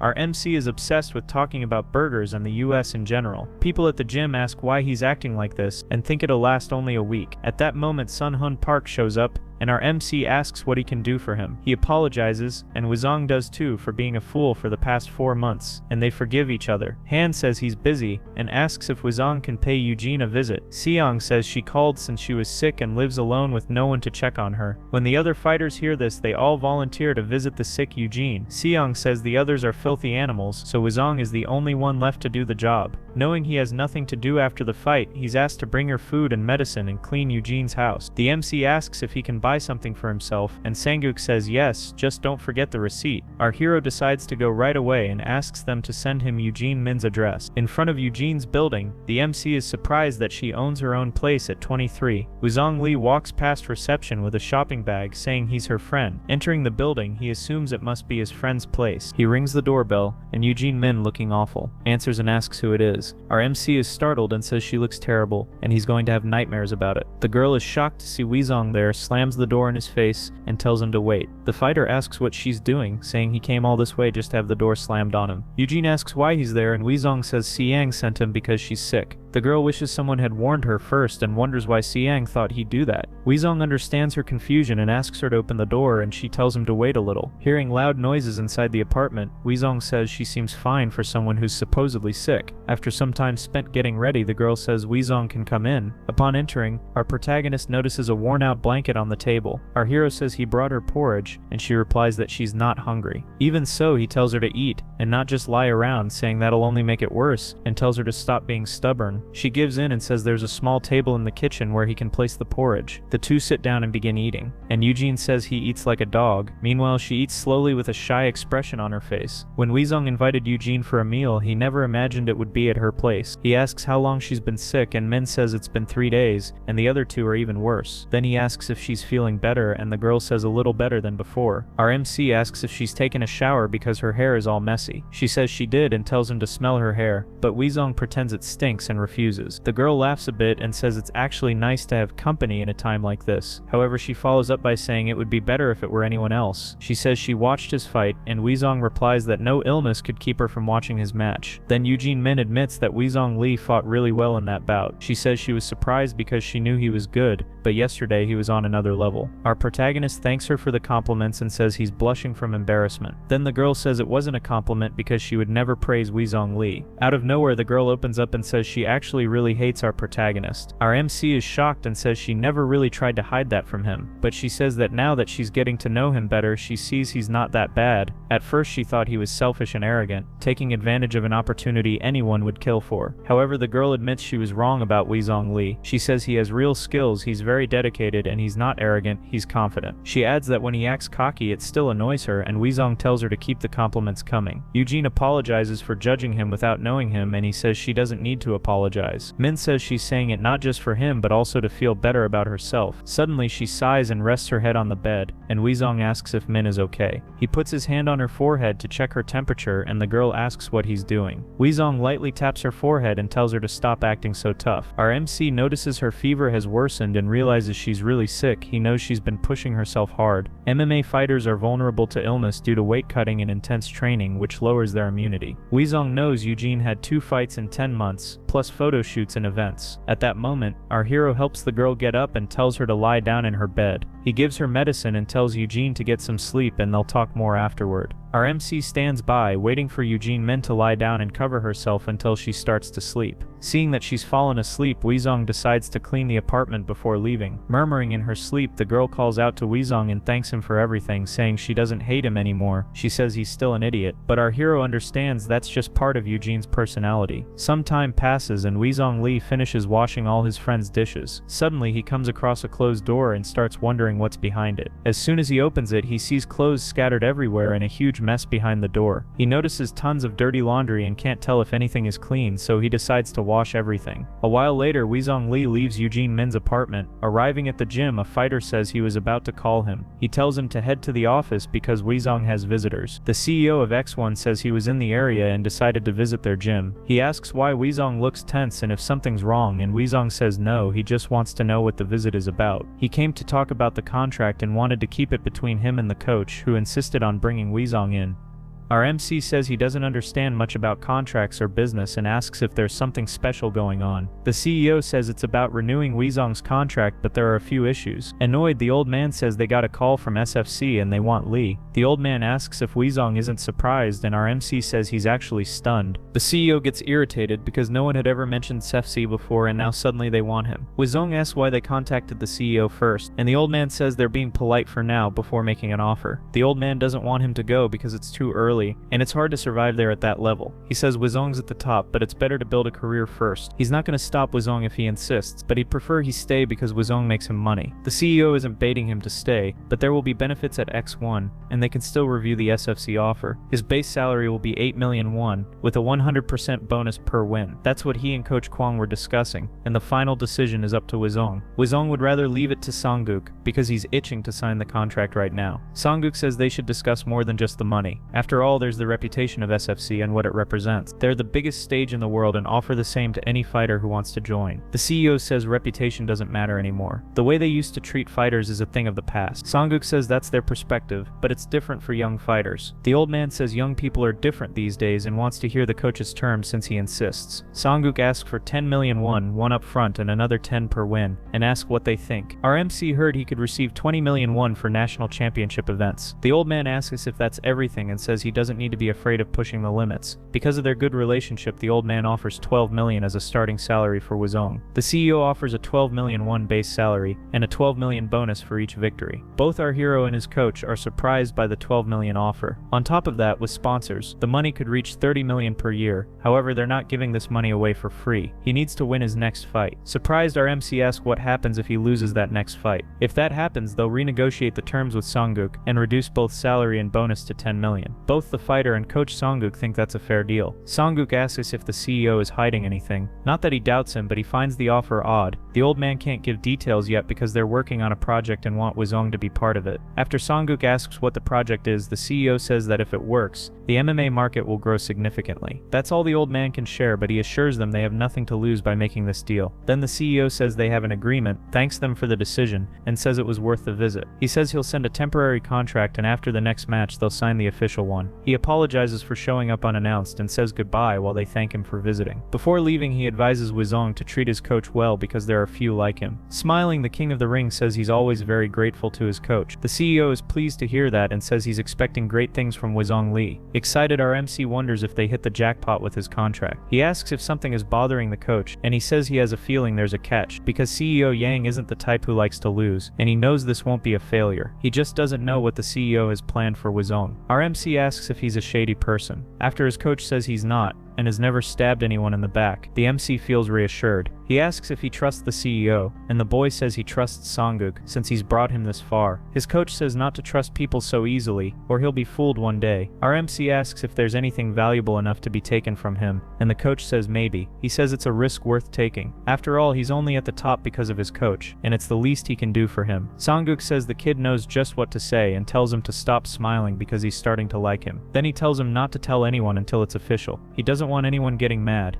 After that, he asks about Eugene, and Wizong says she'll be fine. He brought her food and medicine. Songguk says he did well and advises him to go home early and get some rest. Afterward, the coach is reading his book and gets interrupted by a message. The message is from our protagonist saying, "I love my coach Songguk." He immediately starts laughing and feels happy receiving a message like that from his annoying student. Our MC feels his heart racing because with one more win, his salary will increase to 12 million won. And if he gets sponsored and earns bonuses, with just 2 fights, that money could reach 80 million won per year.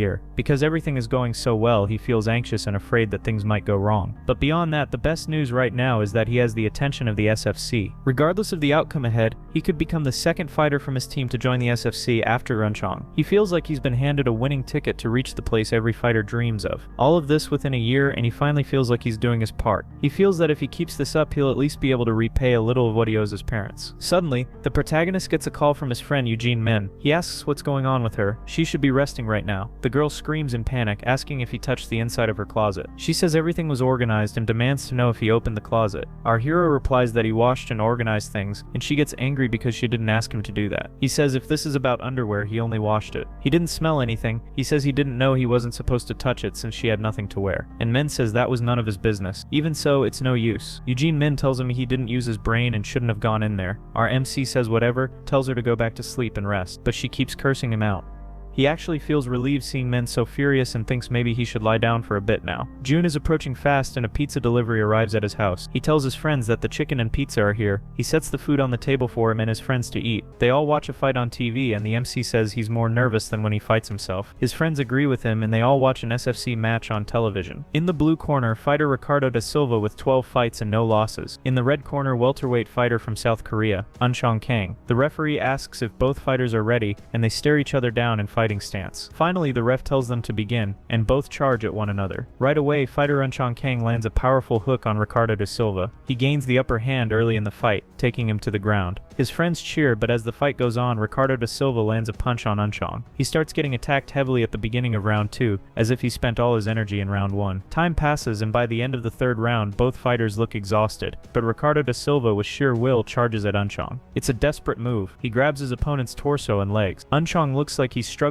to stay on his feet and nearly goes down. His friends watching on TV are shocked and tense. As soon as Unchong hits the ground, he counters with a chokehold and locks his legs around him. The choke starts to take effect, and Ricardo da Silva looks close to passing out. At that moment, the opponent taps 3 times, signaling submission, and loses the match to Unchong. The end of the fight is announced, and Unchong Kang starts shouting and celebrating his victory. His friends watching from Korea cheer loudly, thrilled by his win. Our MC sees that it's different. These are national champions, but in the SFC there are no rankings yet, which means there are dozens of fighters above even these two who are considered the best. After witnessing Unchong's fight, he confirms that renewing his contract with X1 was the smart move. He still has a long journey ahead before debuting on a stage like the SFC. Our MC isn't in a rush. He wants to conquer X1 first and foremost. The phone starts ringing, and amid his friends shouting, he goes to answer it. As soon as he picks up, he hears the voice of Duksong, who asks Wizong who answered instead of one of the coaches. He explains that they all watched Unchong's debut together, and Duksong asks how the fight went. He says Unchong won in the third round with a chokehold, and Duksong is surprised since it's hard to win in the SFC. But Huai says he's not exactly a champion. He barely managed that fight and only won by luck. Dixon continues the conversation because he had something to discuss with our protagonist. He says he's thinking of putting the fighter in a main event in September. Some time passes and Unchong starts talking to his friends about the fight and how he won. Sihan arrives at that moment and asks why Huai looks so gloomy, if he received a good offer. Huai asks how things went in the United States, and Seang says it wasn't a vacation. He was very busy there. He then asks what the girls in America were like, and Gong says they were very sexy. He tells his pupil to stop talking nonsense and asks about the offer, and Huai says it's in September. He says he hasn't confirmed yet, but Seang asks about the opponent, and the MC says he's worried. He says they gave him 2 options and recommended he go against Eduardo Pereira, and Seang is shocked. The MC thinks it's ridiculous since they want to put him against the #1 ranked fighter, and says the other is Jae and Kim ranked 3rd. Seang Han makes a worried face and says neither neither of them will be easy. He says calling them difficult is an understatement. Pereira is known for his brutality. He mentions that Pereira leaves his opponents crippled due to elbow strikes and arm locks. Those who are lucky end up in rehabilitation, and many never return to the octagon. He's also known for having used steroids and diuretics and was caught using all of it. Because of these accusations, he was expelled from 2 associations and couldn't renew contracts. One mistake in Hwej's career as a fighter might be over after this match. He says not to worry too much about JN, but it won't be easy either. He's known as the lightweight gatekeeper. He's like a reaper for low-level fighters and holds the record for defeating rising champions. Based on what Shing said, Hwej thinks it's better to choose JN, though it's not a simple task since he'll be the main event. He says 80% of JN's victories are by decision, not knockout. Main events are 5 rounds and JN has great stamina. They'll be tough since Hwej has never fought more than 2 rounds. He must knock JN out within 2 rounds since in 20 fights, JN has never been defeated by KO or submission. Style-wise, facing Pereira would actually be better than facing JN. Hwej asks what he should do, and Saying says he doesn't know. It's best they do some research and plan a strategy. Seeing Han tells him to watch videos of both fighters to decide who to face. They finish their drinks and Hwej Lee goes home but can't sleep. Even after watching 2 hours of fight videos of both, he can't decide. He wouldn't have asked Seeing for help if he knew it would end like this. He'll have to choose one of them. Suddenly his phone vibrates and he wonders who's messaging him at this hour. He sees a message from his coach asking if he's asleep. Our MC replies that he's still up watching videos and asks if it's something important. His coach says he'll explain over the phone and Hwej picks up immediately. Hwej says Saying told him about the difficulty he's having choosing between the 2 fighters. He tells him to stop wasting time thinking about it and to choose with courage, but Hwej thinks that's reckless. Saying says that people with his talent have good instincts for this and no fight will be easy anyway. Hwej says Hwej doesn't trust him if he really thinks he would let him lose.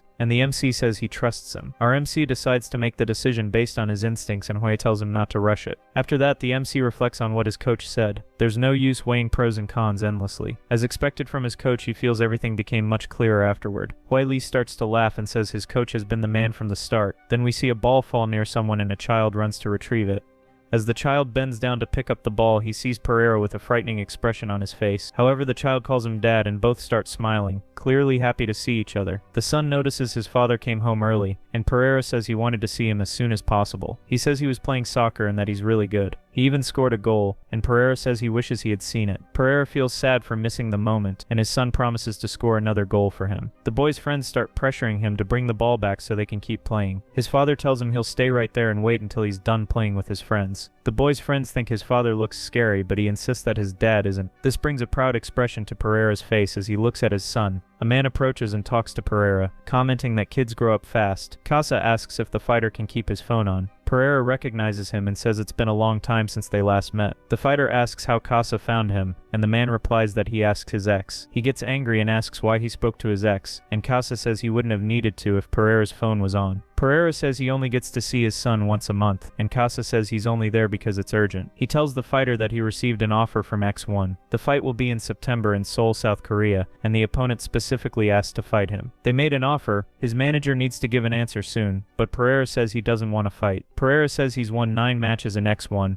and hasn't gotten any title. He's not about to crawl back now. The older man tells him to stop crossing the line, and that's why people don't like him. Eduardo Pereira argues that he does whatever it takes to win his fights. He says he's already fighting to earn his living and support himself. Glancing at his son as he says this, he asks if Casa knows how much support a child needs, and the older man says that's exactly why Pereira should behave. He tells him that to win titles he needs to show a certain level of sportsmanship toward his opponents. Pereira thinks they're just losers tired of losing, and says he has other reasons for refusing. He turns down the offer, but the advisor changes his mind by saying he could earn a title. The older man says that if Eduardo wins this fight, he'll get the chance to fight for a championship belt. Immediately, Pereira grabs the offer paper and says this is what he's been waiting for all along. He then calls his son Juwan over to speak with the boy. He tells the older man he's going to the cafe on the corner to talk with Juwan and will be right back. His colleague gets irritated because Eduardo crumpled the paper with the contract and offer. Pereira tells his son he might become a champion soon, and the boy is overjoyed. Eduardo says he'll become the strongest man, and Juwan will be the son of the strongest man. Father and son laugh together and celebrate his possible victory. Meanwhile, we see Hwai Song Lee shouting and begging for mercy during training. His coach tells him not to give up just because his wrist gets grabbed. but Hwai thinks it's a waste of time to endure it. The coach asks if he's going to act like that in the actual fight. If that's how he plans to face high-level fighters, the blonde coach wonders what he's going to do with this lazy kid. Then he tries to give the MC an idea, saying he'll beat him just this once. He says that if Hwai manages to pin him at least once, he'll buy his lunch for an entire month. The MC's eyes light up and the coach says he'll pay for anything he wants to eat for lunch every day of the month. Immediately our MC gets up and says he won't back down, and the coach says he'll only do that if Hwai wins. Right away, Hwai Lee takes a fighting stance and gets ready. His coach is happy with his fighting spirit and also gets into position. The coach charges at the MC trying to grab his waist. The MC is shocked by the rush and suddenly sees the man's hands going for his neck. He realizes it was a fake out and that the coach was actually going for an overhook to pin him. In response, the King of the Ring decides to do the same, grabbing the coach's bicep right after he sweeps his foot to break the coach's balance.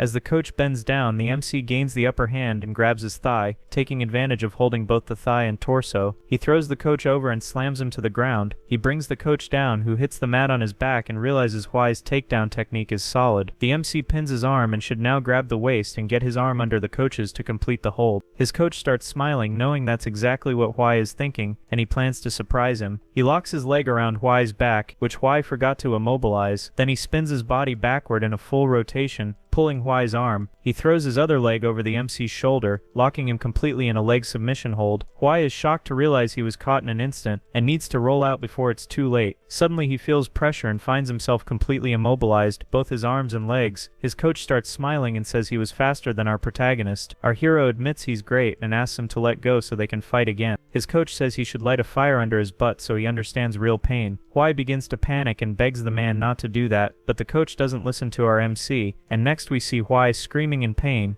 With the MC lying on the ground, the man says he fought well and might win lunch next time. Some time passes, and while the King of the Ring recovers, Siang Han says he did well. Siang Han says he watched the whole match and that Hwai Lee is pretty good at grappling. He says Hwai is at the level of Soo Hyuk Lee, a brown belt, and the MC actually feels good hearing that. He finds it frustrating not being able to use his techniques, and Siang knows that beginners aren't suited to attempt takedowns. Even so, Hwai Song Lee is scoring takedowns and grapples without falling to the ground. He notes that Soo and Hwai have similar builds, and if Soo couldn't take the MC down, no fighter at this weight class will. Siang Han thinks that's the advantage of the boy having practiced Caesarium.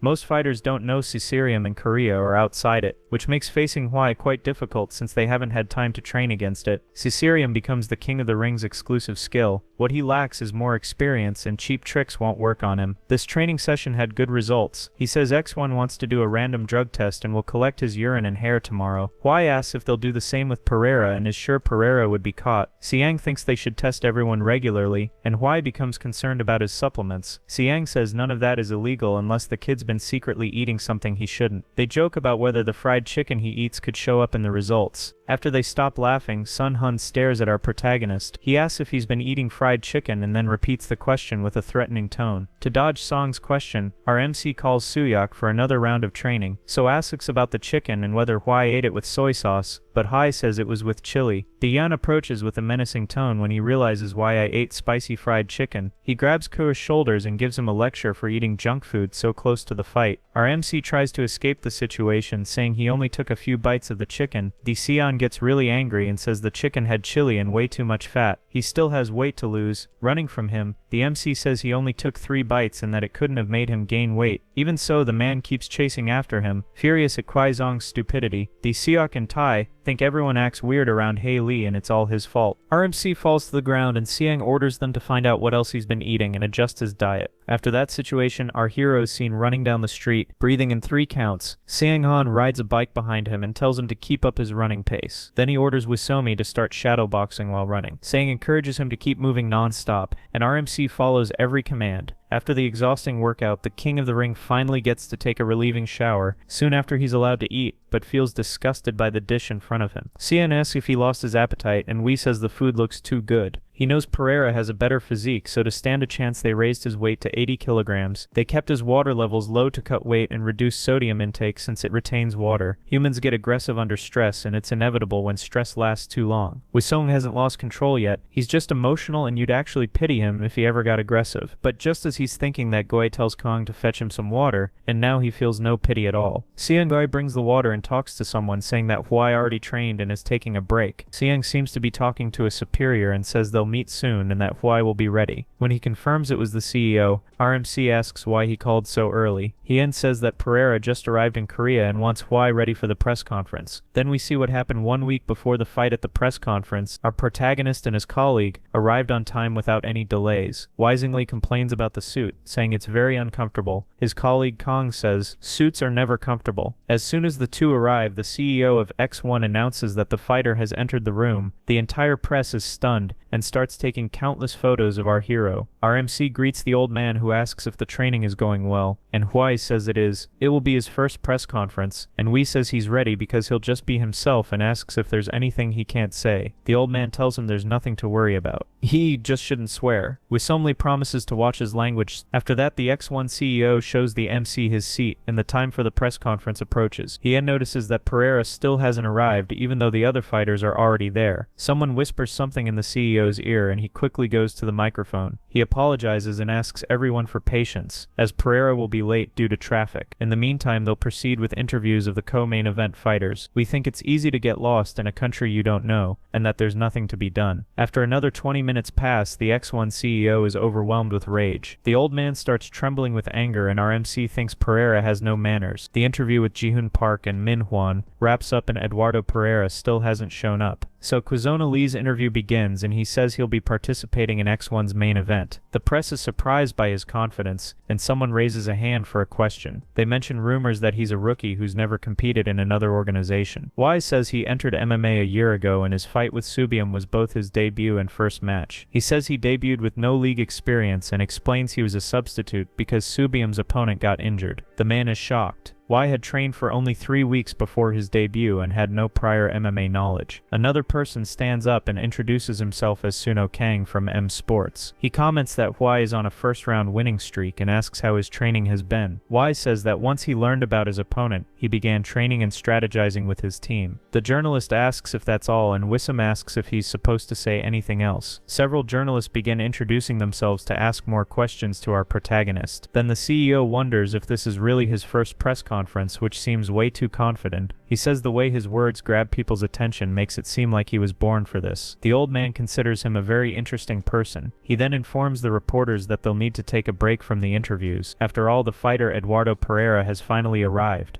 As soon as Pereira arrives, he starts whining about the delay and blames the traffic. Seeing how he's dressed, the MC thinks he considers himself too important for this conference. Speaking in Portuguese, Pereira asks if the boy is Wizon Lee. He extends his hand to the MC and Pereira's translator says he wished him a good fight. Even though our MC thinks he's arrogant, he shakes his hand and greets him respectfully. Speaking in his own language, Pereira calls Wizong weak and not even worth fighting. Embarrassed, the translator tells the MC that Eduardo said he hopes he gives his best in the fight. Arrogant, the fighter sits down and grabs the microphone, saying he'll answer everything honestly. Before any journalist can finish a question, Eduardo starts getting irritated. He angrily complains if the best they can ask is about his opponent. He asks if what they really want to know is about the offer and why he agreed to the fight. He knows they want to hear why he accepted it and admits he was reluctant at first, until CEO Yang made him an offer he couldn't refuse. The deal is that if he wins, he'll get a shot at the title, and the journalists are surprised. He tells them to write that this fight is one step toward him holding a championship belt in a year. That Yang, the CEO, then says that the interview time is over for today, and ends the session. Our MC raises his hand and asks if this conference is really being held for the upcoming fight. He calls his opponent arrogant, saying he needs to defeat him in order to get a shot at the title. A journalist asks if he's confident he can beat Pereira, and Wizung says yes. He says Pereira won't get anywhere near the championship belt because he's too full of himself. Eduardo lets out a sigh and asks how Wizung Lee plans to beat him. Our hero tells him to find out soon, and says he's watched Pereira fight and thought he looks sloppy. Pereira knows we want to be the center of attention, but talking more than we can deliver is pointless. Wei says he's just pointing out facts and comments on Eduardo's baldness and steroid use. Pereira gets very angry and tells him to watch it because he's crossing a line with no return. Our MC tells him not to be shy. Yang tells him not to criticize his opponent, and Hua apologizes and asks Pereira to cover his forehead. He says he won't be able to hold back his laughter if he sees his bald head again. But suddenly, his opponent throws a water bottle in his direction. It hits the table and he swears at our protagonist in pure rage. That he stands up from his chair in fury and says he's going to rip Wizong Lee's tongue out. But unbothered, our hero says that although his hairline is receding, at least his lungs are healthy. Even more furious, Eduardo Pereira asks what the hell he just said. The Dwizen Lee says that because of the raging dog, he'll end this press conference now. He says he always fights as the declared underdog, yet no one has lasted more than one round against him. He comments that the only difference between Pereira and his last opponent is that Pereira loves steroids, that RMC keeps making jokes about his opponent's baldness in front of everyone. Shortly after, the end of the press conference is announced and they thank everyone for coming. Afterward, our MC talks to the CEO and asks if he ruined everything at the conference. Yang says if he was worried about that, he could have brought it up at the time.